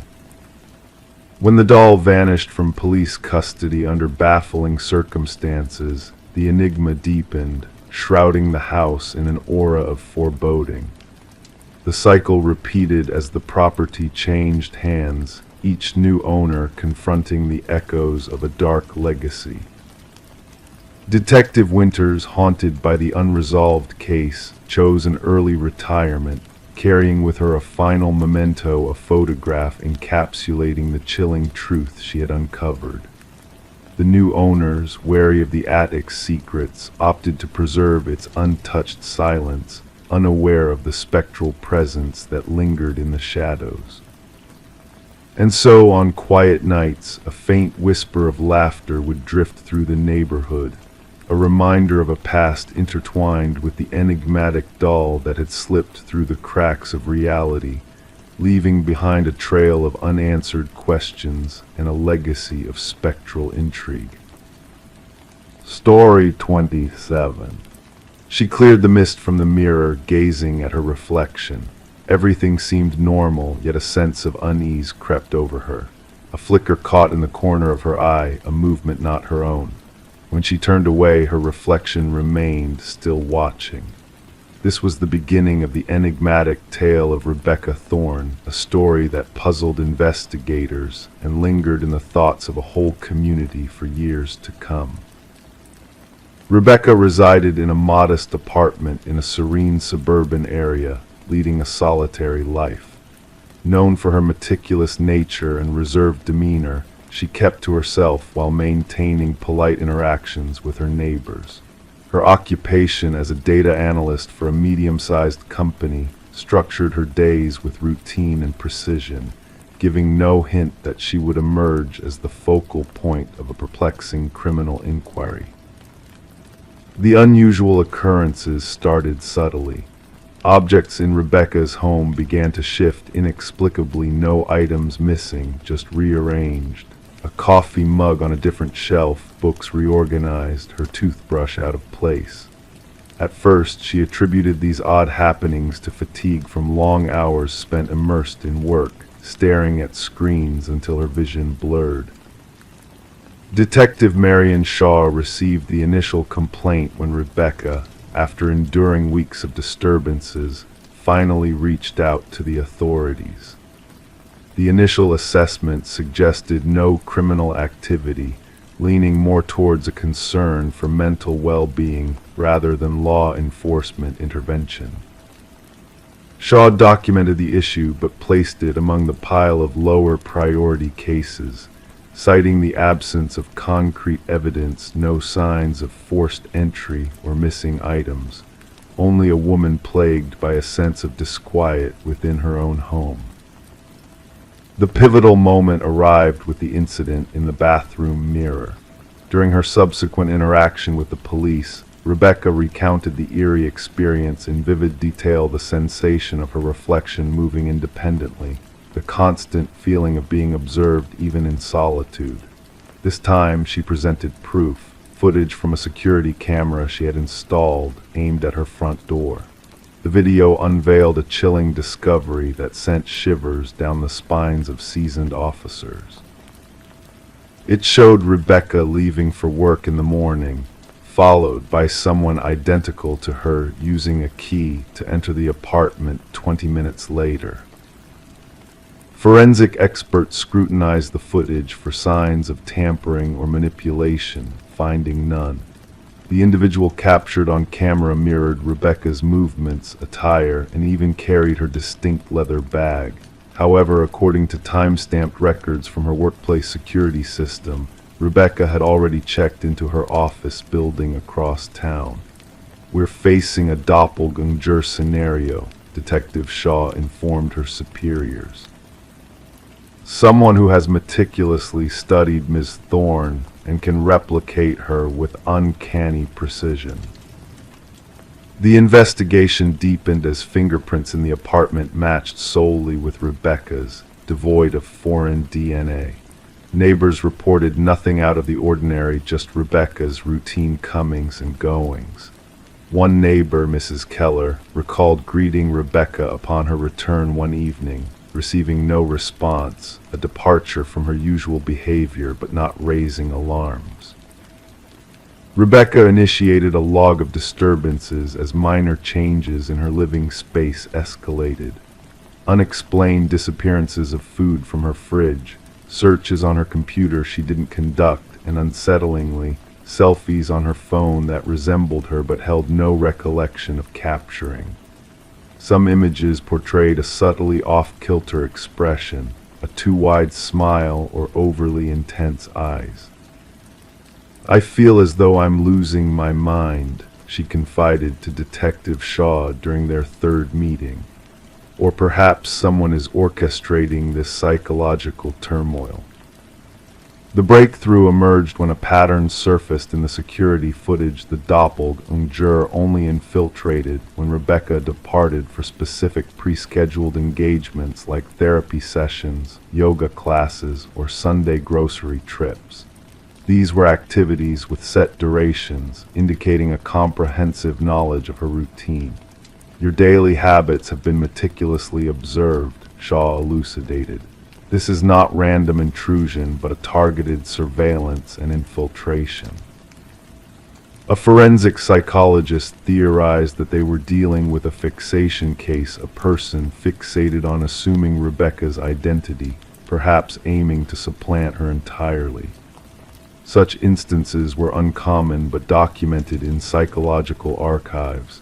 Typically, the perpetrator underwent a psychological rupture, fixating on a target embodying traits they covet: stability, beauty, success, normalcy. The investigation honed in on a former colleague of Rebecca's, Lily Winters, who had been terminated due to escalating erratic behavior. Lily had closely collaborated with Rebecca, often remarking on their similarities. Post-dismissal, she sent Rebecca a series of unsettling emails, one stating, "We could be the same person. Sometimes I feel more like you than you do." Detective Shaw secured a warrant to search Lily's residence, unveiling a chilling revelation that transformed the case from disconcerting to horrifying. A room in Lily's abode had been converted into a shrine-like replica of Rebecca's bedroom. the walls adorned with numerous photos of Rebecca entering her home, shopping, meeting friends, images captured without her consent. The closet housed replicas of Rebecca's attire, alongside makeup matching her preferred brands, coupled with detailed observations of her behaviors, speech patterns, and daily routines. Most disturbing were the practice videos where Lily imitated Rebecca's gait, gestures, and expressions, progressing from clumsy attempts to near-perfect replication. "She aspired to be me," a subdued Rebecca murmured upon viewing the evidence.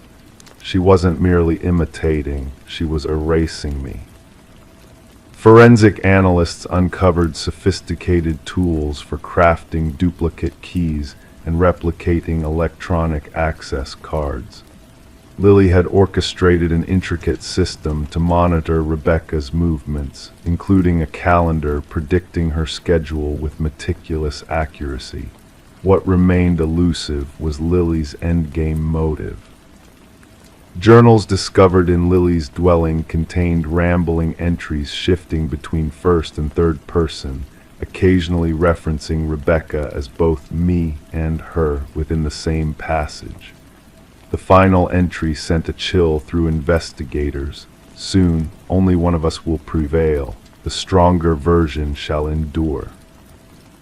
Upon authorities moved to apprehend Lily, she had vanished without a trace, leaving behind signs of an abrupt departure, drawers ajar, certain devices missing. A nationwide alert was issued, and Rebecca was relocated to a secure location under continuous surveillance. For weeks, every place linked to her previous life underwent scrutiny with no sign of Lily. The case concluded with a disquieting revelation when a security personnel at Rebecca's former workplace reported an anomaly. Rebecca had been sighted entering the building despite being on leave. Subsequent security footage confirmed the unsettling truth. An individual mirroring Rebecca had accessed the premises using a valid ID card, proceeded to her former desk, and meticulously sifted through her files before departing. Meanwhile, the real Rebecca remained concealed in a safeguarded sanctuary, incapable of being present at the office. The unsettling reality dawned. Lily had not fled but executed her plan. She now inhabited Rebecca's existence, seamlessly stepping into her life while the genuine Rebecca remained in seclusion. The case remains unresolved, with Lily Winters eluding capture. Rebecca Thorne chose not to return to her former life, opting to forge a new identity in an undisclosed location. Detective Shaw preserves a photograph on her desk, two women bearing a striking resemblance. One is Rebecca Thorne, the other Lily Winters. At times, she scrutinizes their features, seeking variances, the subtle cues that set them apart. The most chilling aspect, Shaw imparts to new recruits, is not that someone can resemble or sound like you.